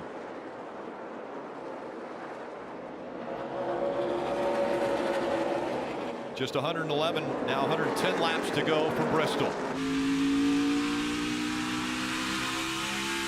Brandon Jones just announced this week that he's going to drive Junior Motorsports next year. Been Joe Gibbs for quite a while.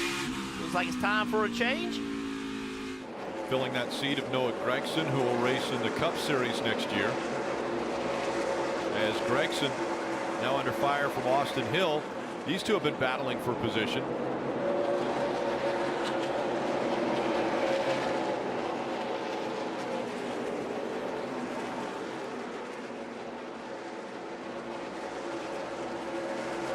lead on the top of your screen. 4th on the bottom. Dave.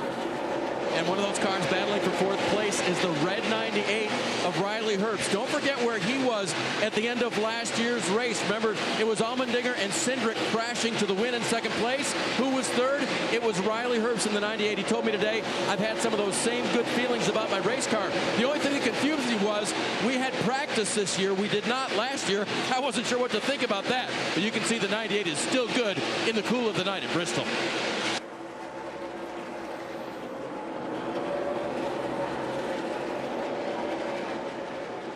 The battle at the bottom of the screen. The 39 of Ryan Sieg has run the 11 down of Daniel Hemrick. Don't let him wreck you. His teammates sitting on jack stands. It don't mean a thing. That is some great information. Yeah. Understanding, I don't think Daniel's that kind of guy, but just understanding the situation. Marty, what do you have on Sieg? And guys, Ryan Sieg obviously wanting to keep updated with the points all night long. In fact, the team kind of talking on Channel 2 talked about how they want an update every 10 laps of where they are on points. Right now, doing everything they need to do. Ryan knows he has to run as hard as he can, and they're also giving him updates on where Landon Castle is with the repairs on the 10 car. If you look at the pit box for Ryan Sieg, there's a lot of veterans on top of this pit box, including former Xfinity Series champion Jeff Green. Jeff's job tonight, keep up with the points. He is sitting here doing all the calculations, watching our broadcast, keeping Ryan abreast of the fact that they are right now +6 above the cut line. That's a lot of knowledge up there, Jeff, isn't it, when you got a former champ on top of your pit box? That's great to have that experience. Somebody looking at that big picture. Steve, I know it's hard to do when you're in the middle of strategy and everything that else goes on in a race. Good to have another set of eyes. It's 4-car. Good looking paint scheme. Alka-Seltzer on board. Bailey Curry ran 15th in the truck race last night as he gets a little shot from Austin Hill with 21. He's like, hey man, you're running good, but I'm working this top. Don't slide up in front of me. But Bailey Curry in this 4, really, really nice job of holding this track position. Yeah, top of the screen, Jones is going to get a run off turn 4 here on the leader of Allgaier. He's had a bumper on the backside of that 7-car a couple times. Allgaier's got to change his lane here in a little bit. See this run on corner exit the 19's getting? Now he's way up the track. Lap traffic going to play a role. Justin's going to have to try to figure out how to get through it better. That's going to present some opportunities for Jones. Jones wants to stay close, so when that happens, he can be right there. 97, now 96 laps remaining here at Bristol in the regular season championship, going to A.J. Allmendinger, but Allgaier out front here.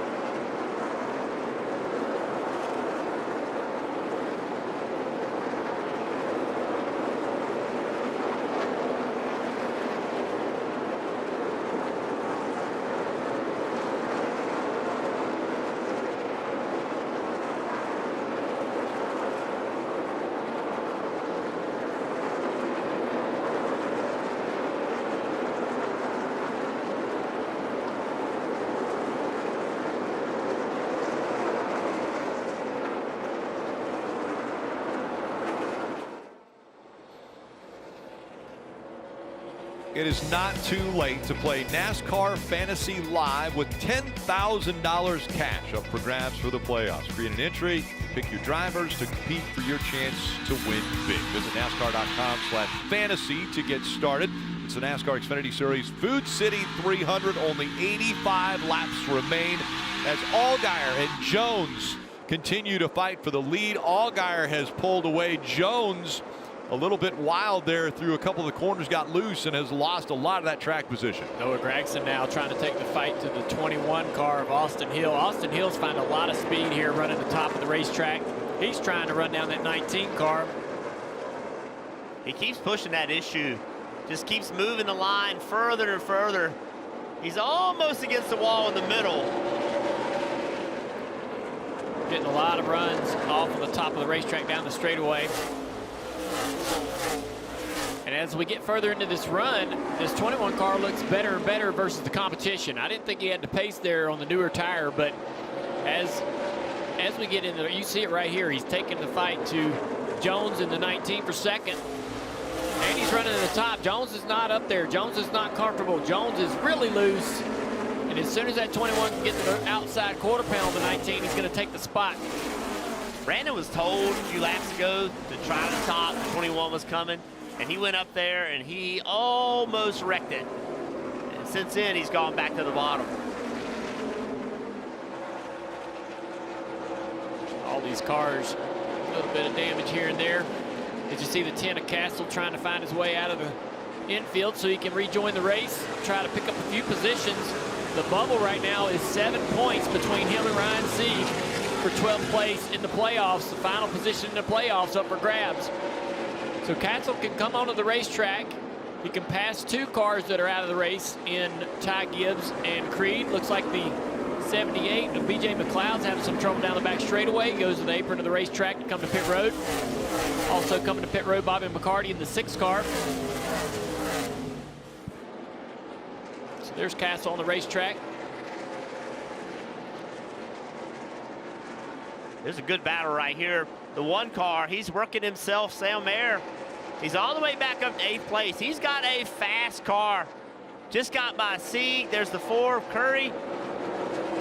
Behind them, Stephen Parsons in that 45 car. Running in 10th. Great job tonight.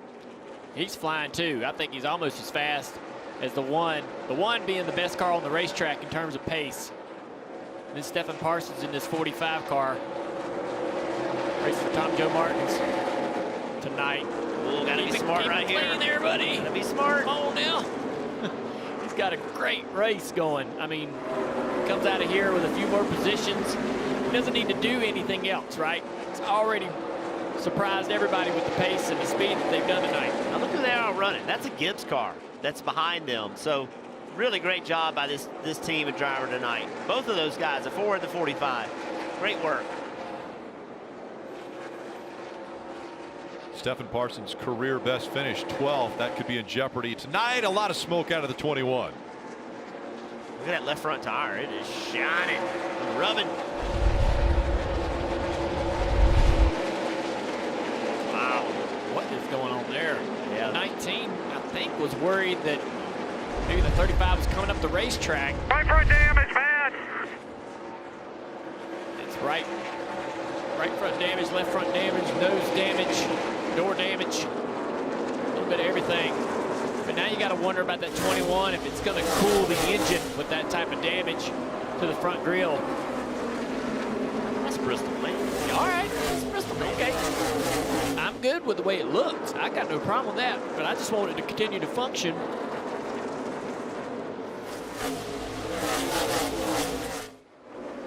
The nose is caved in, right front caved in. 1 off 9 top. Wonder how it's hurt the handling of this car as well. Oh, it's Bristol, man. It's good. Just keep going. Get to a move. Noah now trying to work that high side of the racetrack.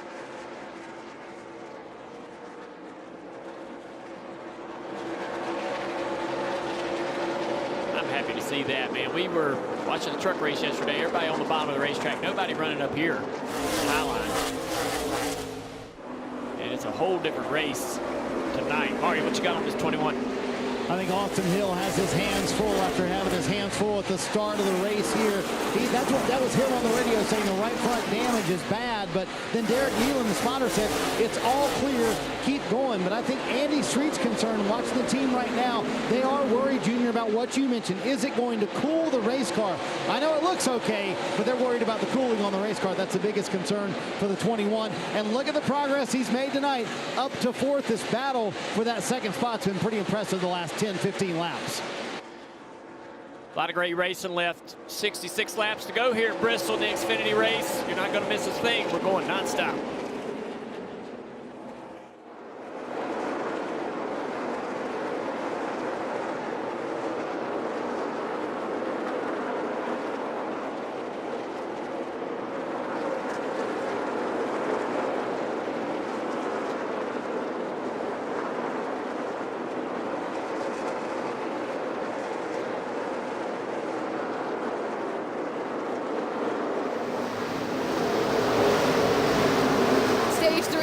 Well underway here from Bristol Motor Speedway. When you take a look at that pack, you might notice, it's hard not to notice, that bright pink paint scheme on the number 44 of Ryan Ellis. That team owner, Tommy Joe Martins. That paint scheme is very close to home for him. The sponsor honoring Tommy Joe's mother and her battle with breast cancer. Pink obviously representing breast cancer research. Now, Tommy shared on social media this week that his mom is battling breast cancer for the third time now in her life. So tonight, not only is Tommy honoring her with a pink paint scheme, but her name is above the door. Pam Martins riding along with Ryan Ellis tonight at Bristol, as that 44 car currently is in the top 20.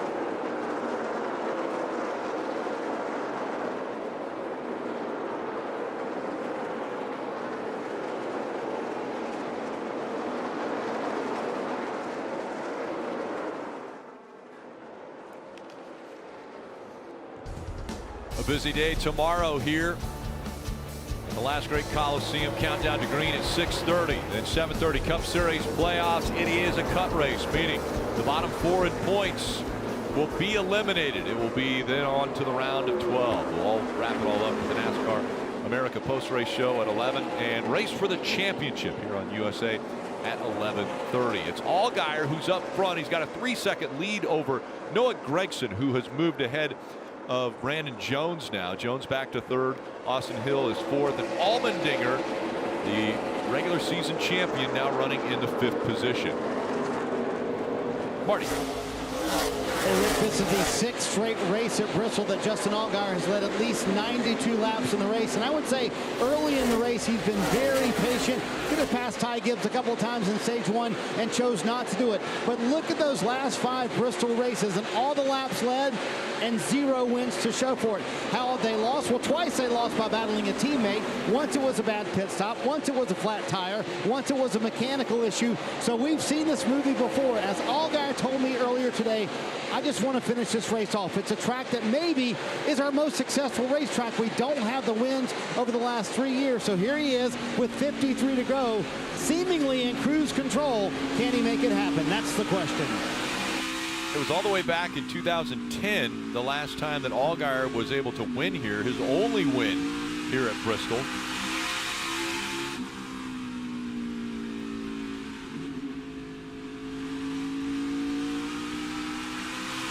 That win here was the first win of his career. It's been a good racetrack for him ever since. A.J. Allmendinger tucked in behind that 51. And now a big run there on some of the lap cars. We saw the 0-2 of Sage Karam. A close call there. Dylan. So you see A.J. Allmendinger on the move. He has been very vocal about the condition of his race car this run. Said this is way, way too tight. This is the worst we've been all night. But they're continuing to turn good lap times because he's been in a little bit more clean air than some of the leaders up front who have been mired in traffic. So team just encouraging him. You're good. Just keep doing your thing as he tries to move around the lap car of Jeff Burton. But this handling condition, they weren't expecting this. They felt pretty comfortable with the balance and the setup notes that they had based on last year. But it has been a battle all night trying to get this race car where AJ is happy. But he's at least got track position now as he runs forward. Got the one car, Sam Mayer. He just got by Austin Hill. He's driven this thing back up to 6th. This car is fast. He has got a ton of pace. That aggressive mistake going inside of a 3 wide. Spun him out and put him on pit road, but now he's fighting back, trying to take a spot away from Herbst here. That'll be for 5th. This battle is about a half a lap behind the leader of Allgaier. Only 14 cars in the lead lap right now.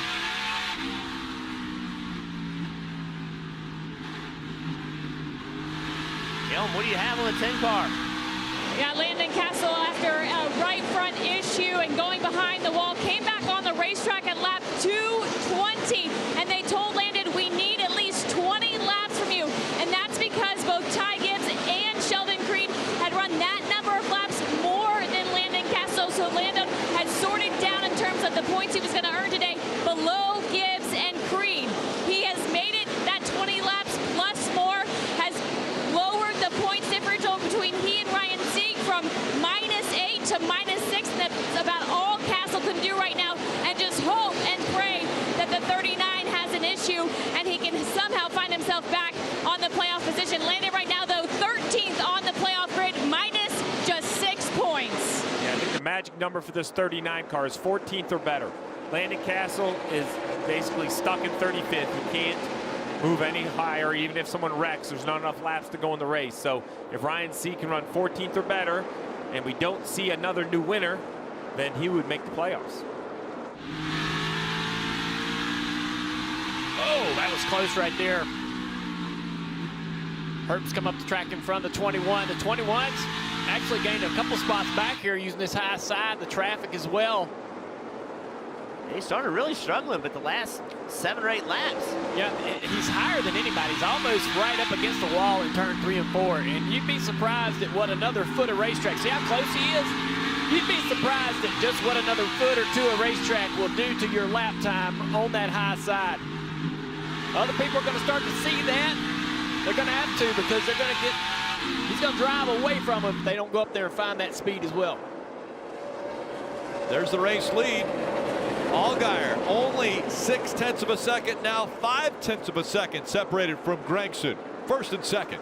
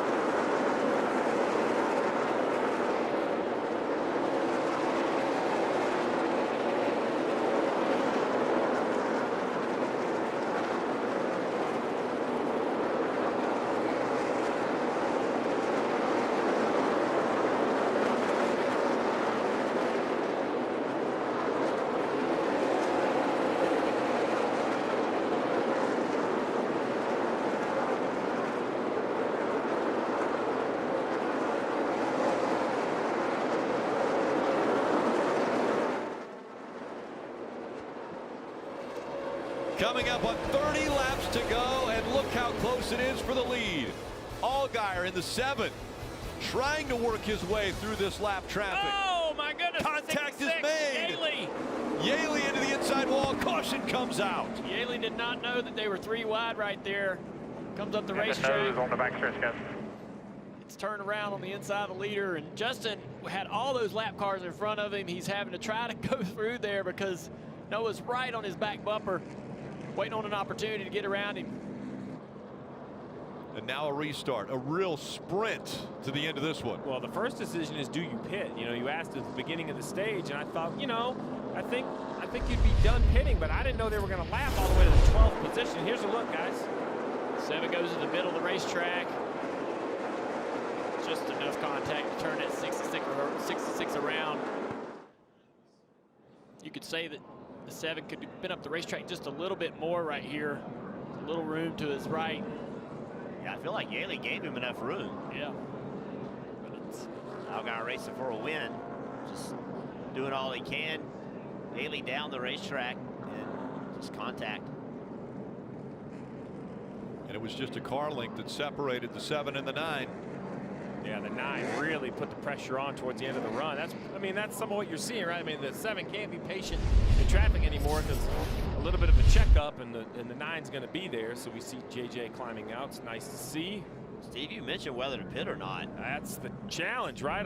12 cars in the lead lap, Jeff, and you figure the back half are definitely coming. Yeah, and this cleanup's going to take a little bit of time, not a whole lot, but a little bit, and it's a tough call. Well, Steve, 100 laps on these tires. They were last on pit road at lap 175. We've completed 272. Yeah, I'm pitting. If I'm the 7 of Justin Allgaier right here, I'm pitting because I think 7th, maybe 6th on back are coming. I'm going to line up in the front 2 rows, 3rd row at worst on new tires. 100 laps on the tires, Dale. I know there wasn't a huge amount of speed in tires last night, but 100 laps is a lot of laps. I think I'm going to pit. I'm on the radio right now telling everybody I'm pitting, trying to convince everybody from Allmendinger on back to come with me. So I know it's a tough call, but I think you have to come to pit road. The question is, do you take 4 or 2? 2 didn't seem to work very good for the 19, right, Jeff? He took 2 and he got really free. Probably that left rear's wearing out, so I think you have to take 4 tires. Yeah, I think so too. This makes me nervous for Sieg. Everything was going perfectly for him. Only 12 cars in the lead lap. He's looking great. Gonna finish well enough to move into the playoffs, and now what's gonna happen is this gonna let a lot of people back into the lead lap. If the leaders pit, some will stay out and get back in the lead lap. Oh, Jeff, I'd stay out if I was Ryan Sieg. I think we stay out, just ring the top. Yep, we're staying out. Whoa. There you go, there's the 9. The 9 said he's gonna stay out and just run the tops. Let's see what the 7 does. Does he counter? Does he stay on the racetrack? He looks pretty committed to the racetrack. No. Oh, 7 pitted. 7 comes. Who comes with him? The 9 stays out. Split decision. We have to get way back here to get the rest of the cars. That looks like basically the whole lead lap is coming except for the 9. We're getting ready to see how good the 9 could be running the wall. What a break for Sieg, because that didn't let anybody back in the lead lap. Dylan. So here's A.J. Allmendinger. He said, we're here to win, and we're not going to win like we are right now. So they came in, went back on an air pressure adjustment they made earlier. 4 tires and fuel for Allmendinger here. They came in to try to make a winning move. They don't have anything to lose. They've already got the championship wrapped up, so they're here to win. On the spin, Justin Allgaier said that was 3 wide, not much I could do there. He said the longer I went, the tighter I got. Balance-wise, though, you can see it's going to be a short run, 25 laps to go. He said, I feel like we're good on the short run. We just don't have as much speed as everybody else. Meanwhile, Brandon Jones said, we can run the top as good as anyone. He didn't try it until late in that run. 4 fresh Goodyear tires, and Ryan Sieg also on pit road. We'll see what happens here, but that was a big break when most of everyone on the lead lap came down pit road. Nice stop by those guys. Sieg saying he was a little bit too free on that last run, but right now in the playoffs, and that's the bigger story, Rick. Wanting to have a run at the championship, and right now Ryan Sieg's up there. Caution will make this one a sprint to the finish in Bristol.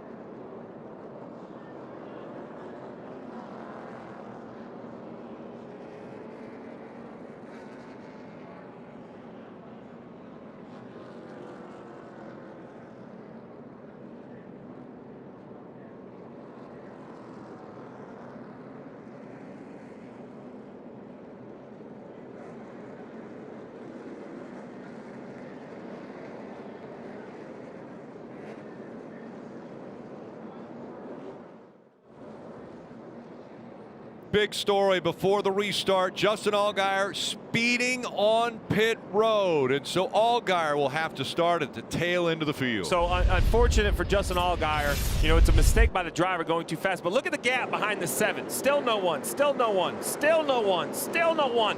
I bring that up because while Justin Allgaier absolutely made the mistake, we heard earlier some guys were having a hard time with the engine surging. You know, this is a hard pit road to run that speed.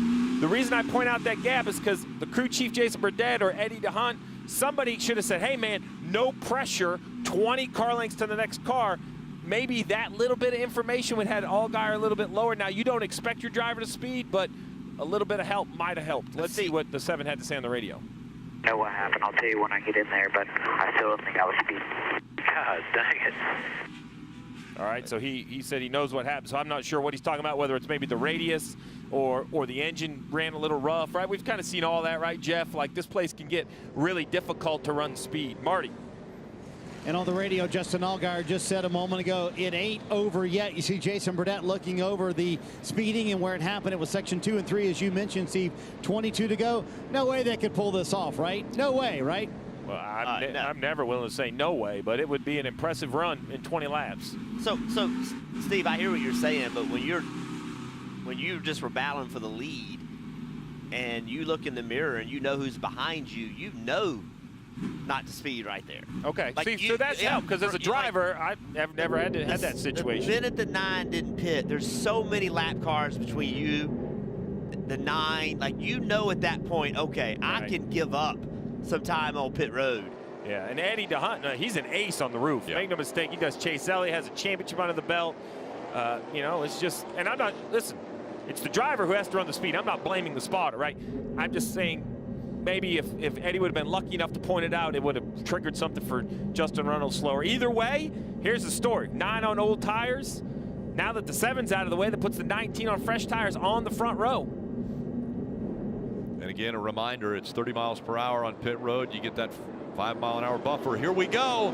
20 laps to go. A big push from the 21 of Austin Hill. They're going to be trying to attack this 9 as fast as they can. Jones on the bottom of the racetrack. Going to try to roll that bottom around. What kind of speed does this 9 car have on this tire? Josh Berry slid up the racetrack back there in the 8s. And now Gregson trying to pull away. Coming up on 18 laps to go. They battle for second. Those old tires looking pretty good on that 9 car up there. Unbelievable. I mean, just so many laps. I thought for sure these new tires would run them down, but the 9 putting great laps together.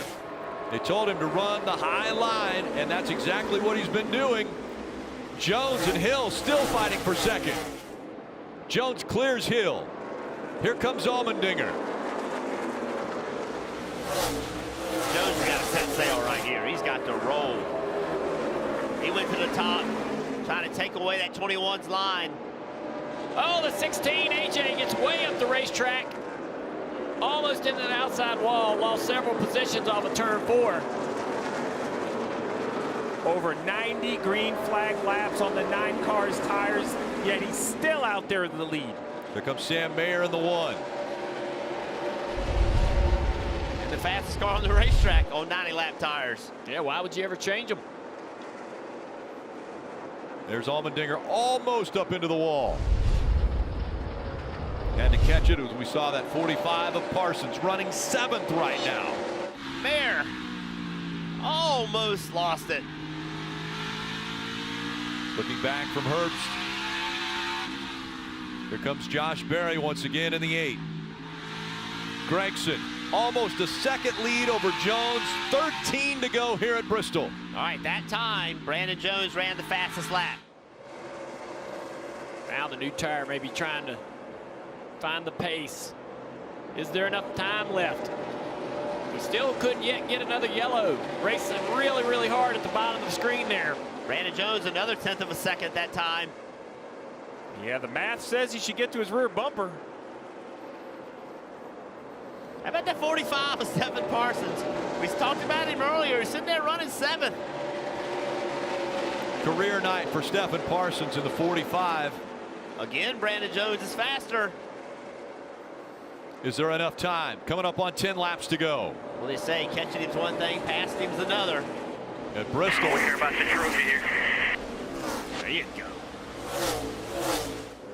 Somebody just wanted to rattle their cage, I think, at Bristol once. That's what you do here sometimes. Well, Brandon's going to have to get aggressive because you're not going to just drive underneath him. He's faster, but a tenth of a second at a time. We know Noah's going to be really good on the outside. He's still gaining on him. There's also a little bit of lap traffic now. Noah gained or lost a bunch that time to the 19. 8 laps to go. Lap traffic right there in front of him running the top of the racetrack. Noah's struggling right now. Can't carry speed into the corner. Brandon can use that to catch him, but that's not going to help him pass him. And there's way too many laps left to go. This 19's got a lot of time to work over the back bumper of this 9 car. Figure out a way past. Interesting, these two cars racing for the lead and potentially the win here at Bristol. Brandon Jones will take over the 9 next year as Noah Gragson moves to the Cup Series. Here he comes. Gotta make the move here. Gotta make the move. 6 to go. All the way up the racetrack goes the 9. Here comes the 19 of Jones. Brandon's putting the pressure on him, trying to get that car up out of the racetrack into the outside wall, trying to get him to slip up into the debris. More lap traffic here. There's a bump. Now the 19 looks to the inside. Still can't make the pass. Coming up on 4 laps to go. See how much speed Brandon can carry getting into the corner? Some on the exit here. One more slope on him. That's good, but it doesn't help you pass. Here, in the corner exits where you got to be faster. Brandon just needs to decide how much he wants it. Is he willing to put the bumper on to the 9? Yeah, I think that's what it's going to take. I agree. I think it's going to have to be a little bit of a shove, either on corner entry or corner exit right here. Just a little bit of a bump if he thinks he wants to take a shot at this. They'll be coming up on 2 laps to go. Brandon Jones, 1 win in 2022. Noah Gragson, 5 wins, 2 laps remaining. Here he comes to the inside. That's just not going to get it done. I feel like the only way to get around him really is to get him into the dirty part of the racetrack and have him out of the gas. Still by 1, white flag. One more time around. Gonna have 1 lap at it, Rick. 1 shot. What will Brandon Jones do? Will he put the bumper to him? The final time down the backstretch here through 3 and 4. Brandon Jones, can he catch him? No. Noah Gragson wins in Bristol.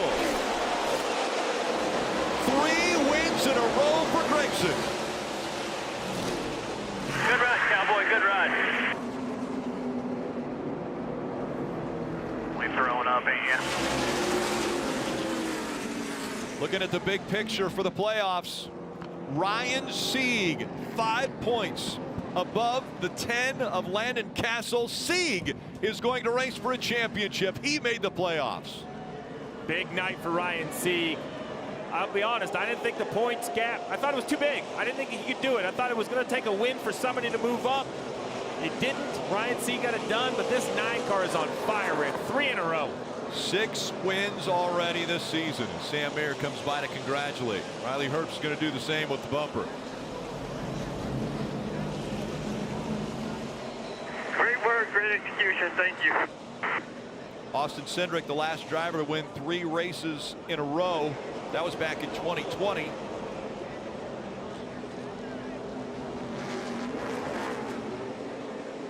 I thought pitting was the call. The 9 proved me wrong. Luke Lambert, Noah Gragson, they had a plan. What they say, put it on the wall? Are you surprised that Brandon Jones didn't get a little more aggressive? He was to the back bumper a couple times, could have moved him out of the way. A little bit, but I will say that it's hard to move somebody when they're on the wall. Because when you move somebody on the wall, they hit the wall and they come right back in front of you. On the bottom, you move them, they go up the racetrack, you drive underneath them. It's a completely different way to move a guy. And you also know that Brandon's going into this car next year. That deal has been announced this week. I mean, those things may have been on his mind, that he doesn't want to park the car that he's getting ready to start driving in the next season. And Brandon also knows he's going into the playoffs. While he would love to have a win, you know, at what value, right? Is there a point when a 9 takes him back out of the playoffs? 6 wins, most in a season for Noah Gragson. Oh, and he'll tag the wall. could see it coming. And Noah Gregson, he puts everything into the race.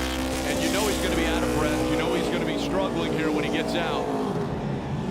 But 6 wins in 2022, and now the crew's going to join him. They love to climb the fence after the wins, and out the hatch he comes.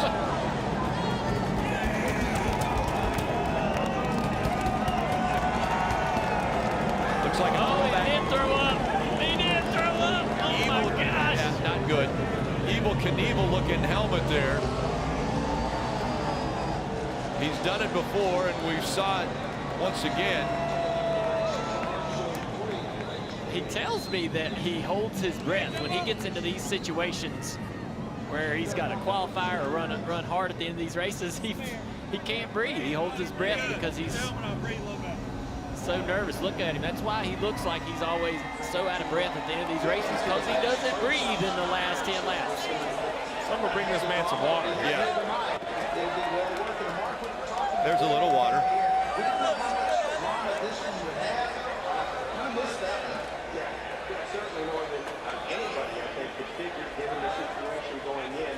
To grab the checkered flag.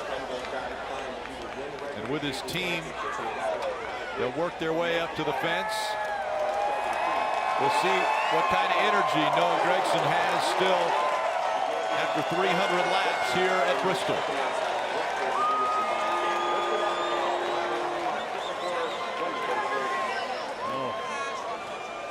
I'd have to keep him in arm's length. Yeah. I tell you what, Luke Lambert right there on the left, crew chief, he's a gambler. He does not mind trying some different strategies. Work tonight. I'm noticing, Dave, you're giving him a little bit of extra room down there. I'm telling you, who had plenty of close encounters earlier today when I came into the garage, it was Noah Gregson and the fans. He has been with the fans all day. Here's the signature move that we really wanted to see. We've already seen one. Kept our distance from that. But we're going to follow closely here. Look at the fans up at the fence. They love this guy. He is his own person. He does it his way. And the fence climb has become a part of his routine. Here he is, fans. Noah Gregson up the fence again with his whole crew.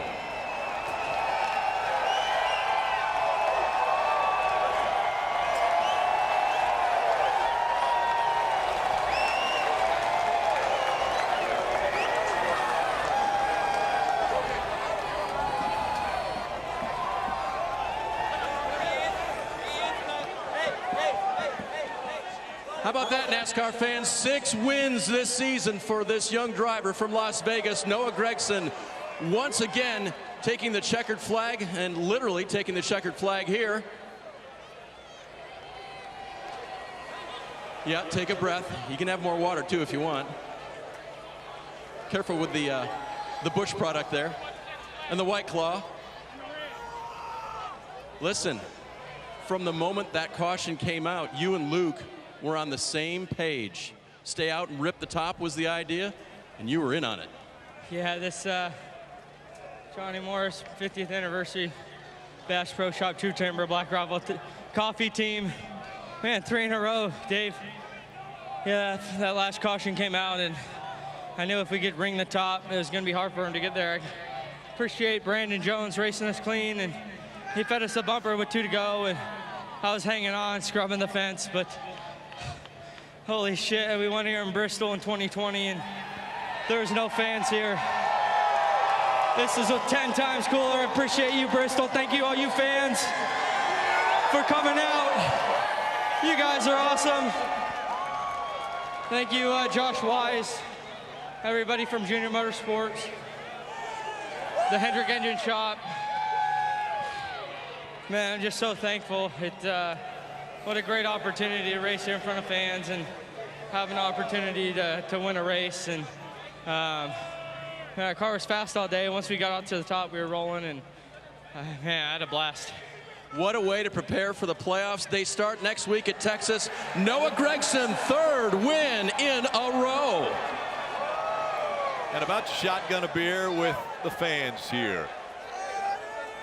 Junior Motorsports, in the history of the organization, has never had a driver win 3 races in a row until tonight. Noah Gragson does it, 3 in a row, winning here at Bristol.